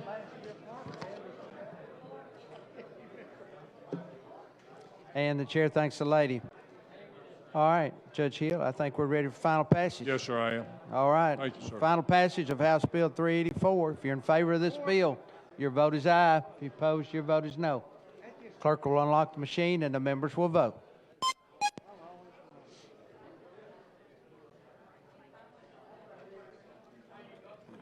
May be a close vote. All the members voted. Clerk will lock the machine, record the vote. 100 yeas, 0 nays, 1 abstention. House Bill 384 is passed. Thank you, sir. I appreciate it. And Chair thanks the gentleman. Clerk, call the next bill on special order. On page 27 of the calendar, House Bill number 399 by Representative Smith relating to motor vehicles. Representative Smith, you're recognized. Thank you, Mr. Speaker. House Bill 399 is an Alabama Department of Transportation bill dealing with widths. The standard width for trailers today is 102 inches or 8 feet 6 inches. At one time, it was 8 feet. We're trying to move this standard to be what the accepted width is, 8 feet 6 inches. This will make the law more consistent and clearer as far as trailer widths. It also will encourage freight-dependent businesses to have a clear, consistent width that they're dealing with. With this, Mr. Speaker, I'd answer any questions, or at the appropriate time, I'd ask for the BIR. All right, I think this is appropriate time. If you're in favor of the BIR, your vote will be aye. Opposed, your vote is no. Clerk will unlock the machine. The members will vote.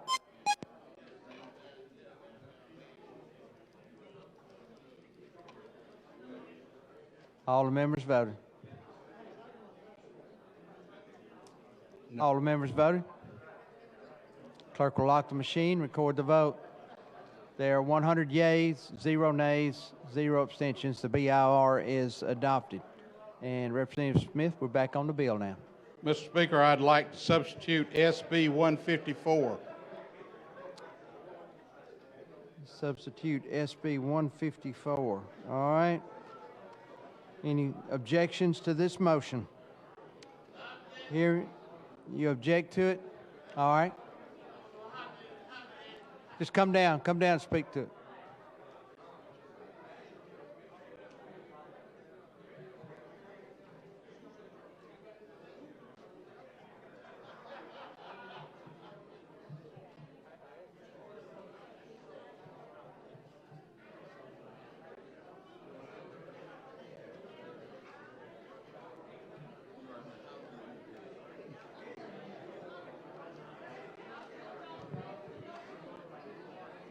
Thank you, Mr. Speaker. My objection is I want to know how many House bills they passed because we only got 2 weeks left in this regular session. We got a list, and I want to know how many House bills they had Senate passed. We keep on substituting Senate bill, a House bill. That's my only objection. I'm concerned now that we passed all the Senate bills. We passed a whole lot of them already, and I'm just wondering how many have they passed in the Senate. Do we have a count, Clerk? Do we have any kind of count for how many House bills they passed, Mr. Speaker?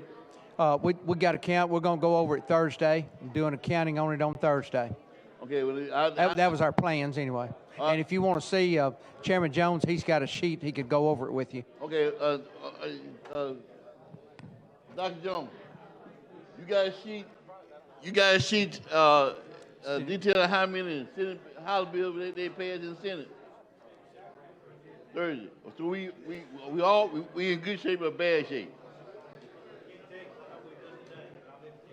All right, thank you. Thank you, Mr. Speaker. I remove my objection. He said let us know Thursday how, whether or not they passed in the same amount of House bills they passed in the Senate. So I remove my objection. Yeah. Sir. Okay. All right. And thank you, Representative Rogers. Okay. The objections are removed. Are there any, hearing no objections on it, then we will make the substitution on House Bill 399. And, all right. And let's go ahead then, Mr. Clerk, let's get the Senate bill on the calendar. On page 18 of the calendar, Senate Bill number 154 by Senator Price relating to motor vehicles. All right, and let's go ahead and move forward. And Representative Steve? Mr. Speaker, I'd move that we accept this and vote. All right, okay. All right, we're ready now for the BIR on Senate Bill 154. If you're in favor of the BIR, your vote is aye. If you're opposed, your vote is no.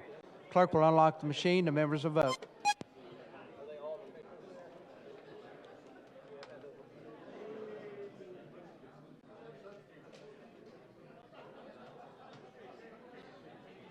All the members voted. Clerk will lock the machine, record the vote. There are 96 yeas, 0 nays, 1 abstention. The BIR is adopted. And Representative Smith, we're back on the bill now. I move final passage. All right, now we're on final passage of Senate Bill 154. If you're in favor of this bill, your vote is aye. If you're opposed, your vote is no. Clerk will unlock the machine. The members will vote.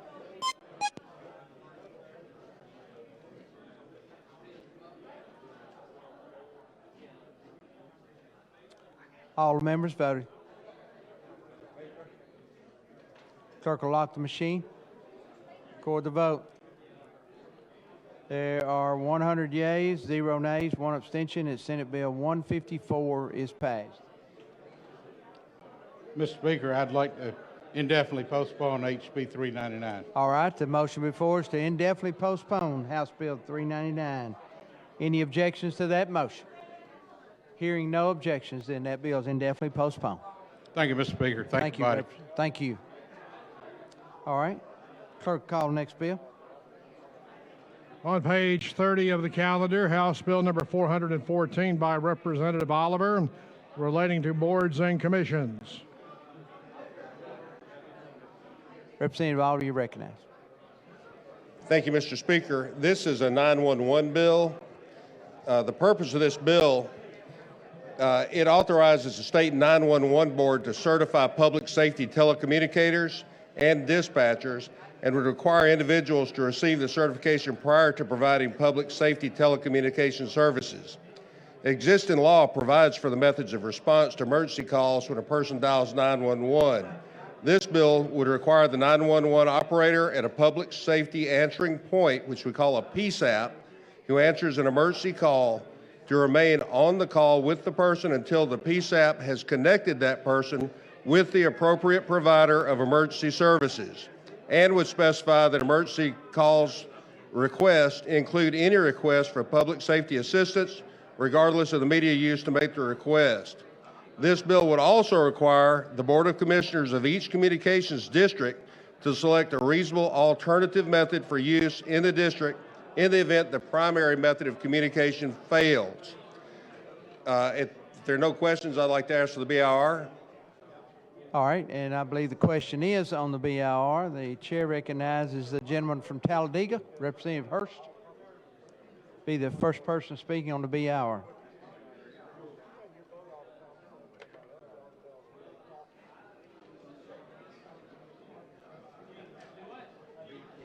Thank you, my man, for bringing this piece of legislation. As you know, we've had a problem back in our area, my county, your county, where somebody was molested, they were raped. They couldn't find them. They lost the call from one county to another county to another county. And what I understand by talking to you, this will help take care of that problem where they don't drop that call. They take that call and send it to somebody else where they never lose it. So I just want to say thank you for doing this. I know the people personally had the problem. You do too. And I commend you for it. And let's just hope and pray that it passes. Thank you. Thank you, Mr. Hurst. And the chair thanks the gentleman. Chair recognizes the gentleman from Chambers, the lady from Chambers, Representative Wood.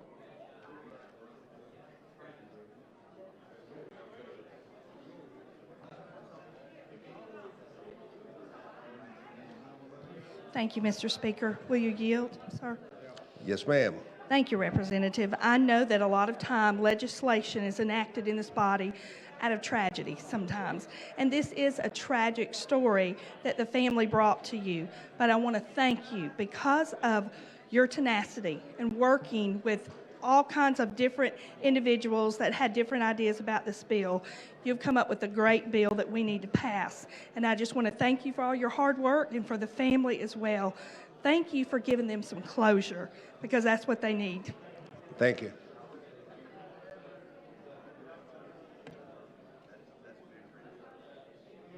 And the chair thanks the lady.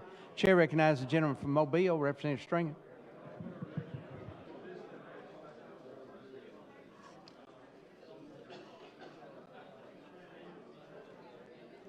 Thank you, Mr. Speaker. Would the gentleman yield? Yes, sir. Just wanted to thank you for bringing this bill. This is a good bill for being in law enforcement for 30 years. I've seen a lot of issues and tragedies, and Our 911 system is only strong as its weakest link, and we have failed it from time to time to standardize our training with our first responder dispatchers, and it's time that something is done to try to fix this problem. I appreciate you stepping up to address that and taking care of this issue. Thank you. Thank you.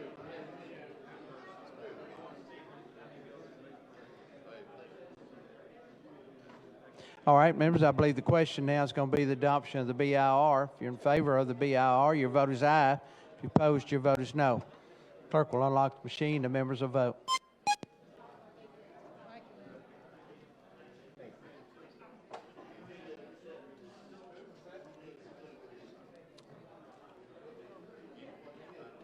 All the members voted. Clerk will lock the machine, record the vote. There are 101 yeas, 0 nays, 0 abstentions. The BIR is adopted. And Representative Oliver, we're back on the bill now. And at this time, Mr. Speaker, I'd like to offer an amendment. All right, and it's a floor amendment. Clerk, receive that amendment. Amendment to House Bill number 414 by Representative Oliver. And Representative Oliver, you're recognized. All right, on page 15, line 13, we're going to delete the quotation mark and insert a new subsection thereafter to read as follows. Nothing in this chapter shall expand the obligation of any CMRS, voice, communications, or other originating service provider to transmit, convey, or route a voice call, video call, text call, data-only call, or any other request for assistance to an emergency service provider beyond the requirements set forth under federal law and valid regulations of the FCC. All right, members, you've heard explanation of the floor amendment offered by the sponsor. We're ready. If you're in favor of this amendment, your vote will be aye. If you oppose, your vote is no. Clerk will unlock the machine and the members will vote.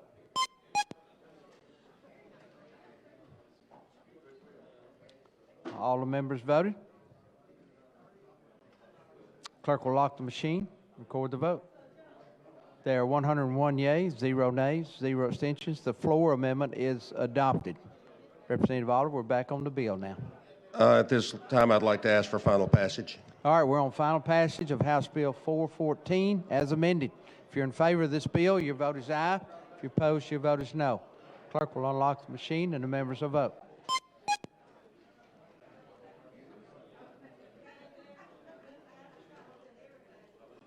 All the members voted? All the members voted. Clerk will lock the machine, record the vote. There are 101 yeas, 0 nays, 0 abstentions, and House Bill 414 is passed. Thank you, members. Mr. Speaker. Yes, sir. Chair thanks the gentleman. All right, Mr. Clerk, let's go to the next bill on the calendar. On page 46 of the calendar, House Bill number 419 by Representative Ledbetter relating to construction. And the chair recognizes Leader Ledbetter. Thank you, Mr. Speaker. As you may remember, we passed this bill last year unanimously out of the House. It come up against sine die. The governor had asked us to put a study group together before she would sign it, and we agreed to do that. It actually went into effect February the 1st. We had met over the summer with the group. Everybody got quiet, Mr. Speaker. I don't know what Yes, they did. Everybody met this. We had met this summer and with AGC and ABC to try to come up with agreement, and we did that. I've met several times with different groups, and Director Poole has been involved in this over the last 2 or 3 months. What the bill actually does is it removed last year. It removed K-12, anything under 500,000. It removed DCM from going out and inspecting those jobs, and it allowed the engineers and also the architects and the contractors to do the inspection. We also took ACCS, and the park system was under 500,000, remove ACCS completely out of their privy. So what this bill basically does, it lets DCM come back in at 500,000 and under on K-12 only and do the inspection. They don't have to go by the recommendation, but they do have to give the recommendation to the local board so they can review them. And with that, Mr. Speaker, I ask for the BIR.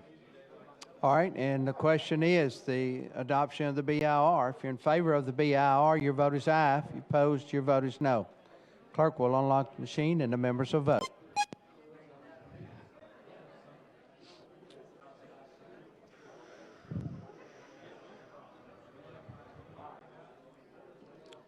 the members voted?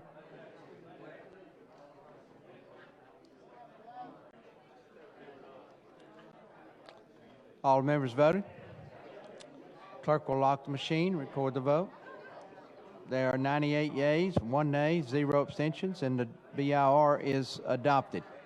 And Leader Ledbetter, now we're back on the bill. Thank you, Mr. Speaker. I've also have one amendment, and the amendment just verifies that the two-year college system does not fall under DCM, and also it makes sure that the park system stays as it is with 500,000 and under.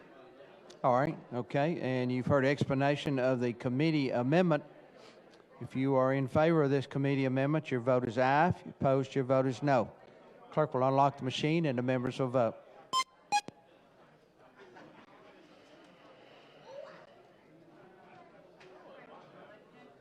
All the members voted. All the members voted. Clerk will lock the machine, record the vote. There are 98 yeas, 0 nays, 0 abstentions. Committee amendment is adopted. Now we're back on the bill. Mr. Speaker, I ask for final passage. All right, we're on final passage of House Bill 419 as amended. Chair recognizes the lady from Montgomery, Representative Meadows.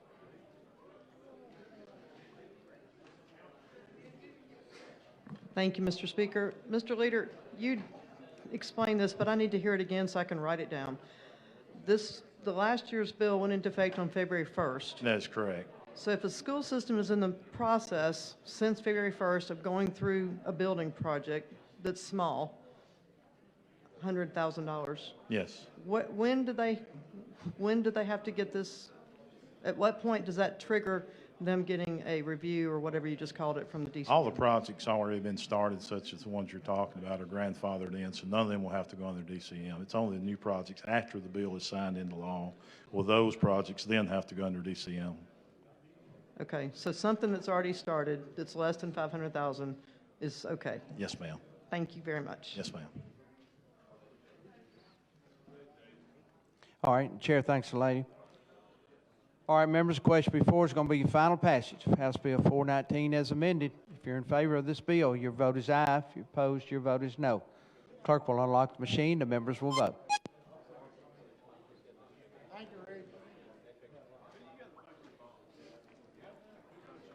All the members voted.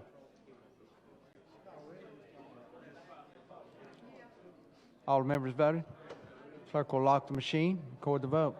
97 yea, 3 nays, 0 abstention, and House Bill 419 is passed. Thank you, Mr. Speaker. Thank you, members. And Chair thanks the gentleman.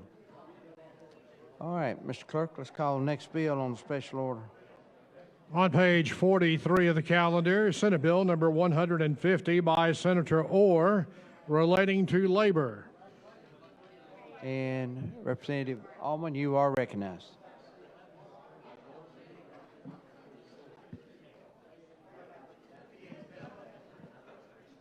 Thank you, Mr. Speaker. I am bringing Senate Bill 150 here today. This is an Alabama Law Institute bill, and it is a labor bill. It was a bill that was worked on by a wide variety of people and groups: Department of Labor, trial lawyers, the Department of Revenue, and the gig economy folks. And for those of you who may be like me and don't know what a gig economy is or didn't before this, think Amazon, Shipt, Uber, people like that.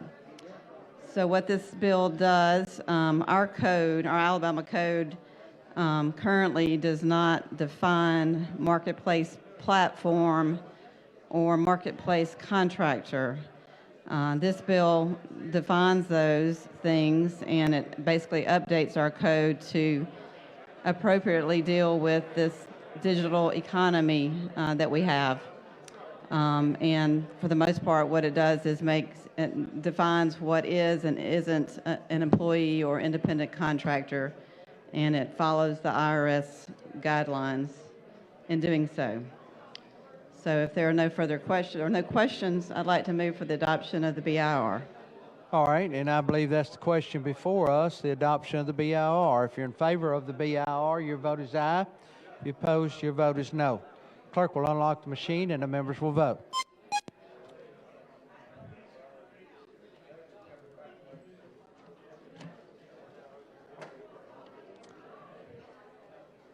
All the members voted?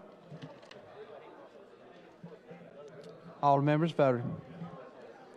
Clerk will lock the machine, record the vote. 100 yeas, 0 nays, 0 abstentions. The BIR is adopted. And now we're back on the bill, Representative Alman. Yes, Mr. Speaker, if there are no further questions, I'd move for passage of the bill. All right, we're on final passage of Senate Bill 150. If you're in favor of this bill, your vote is aye. If you're opposed, your vote is no. Clerk will unlock the machine and the members will vote.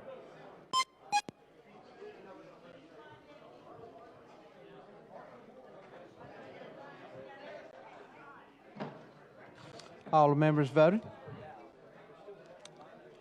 Clerk will lock the machine, record the vote. There are 101 yeas, 0 nays, 0 abstentions, and Senate Bill 150 is passed. Thank you, Mr. Speaker. Yes, ma'am. Chair thanks the lady. All right. And, Mr. Clerk, I think that's got the special order calendar done. Let's go now to Senate Message, House Bill 153.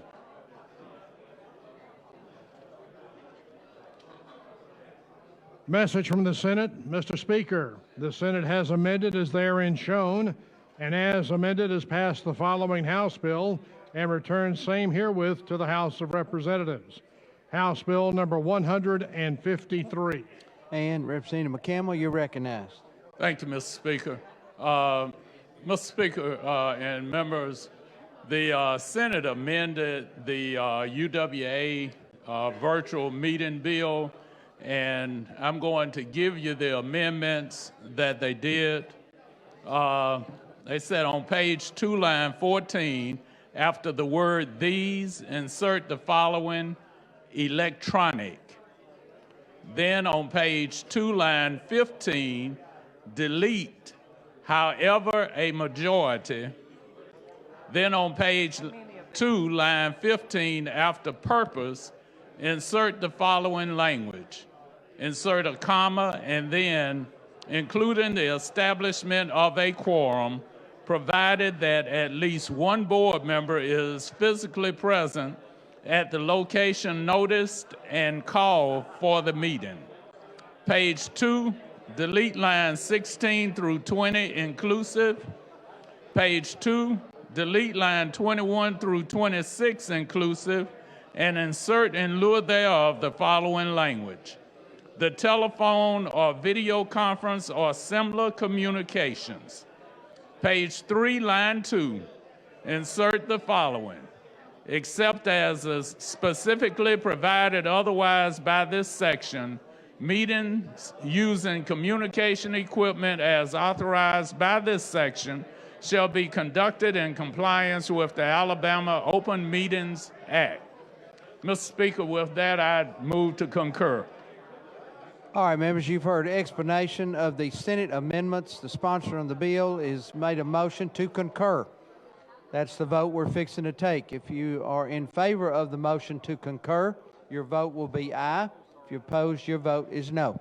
Clerk will unlock the machine and the members will vote.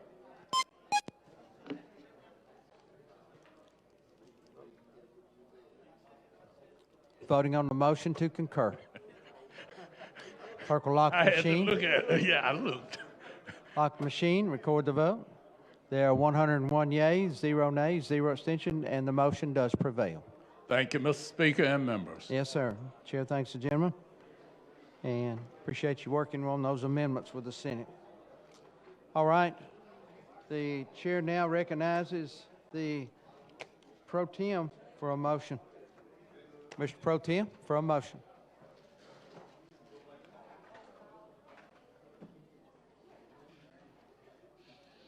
Thank you, Mr. Speaker. Mr. Speaker, I move that the House leave the journal open until such time as the clerk completes his paperwork, and at which point we will stand in adjournment until Thursday, March the 17th at 10 a.m. All right, members, you've heard the motion before you. It's a Thursday at 10 a.m. And all the members in favor of that signify by saying aye. Any opposed? All right, we are adjourned.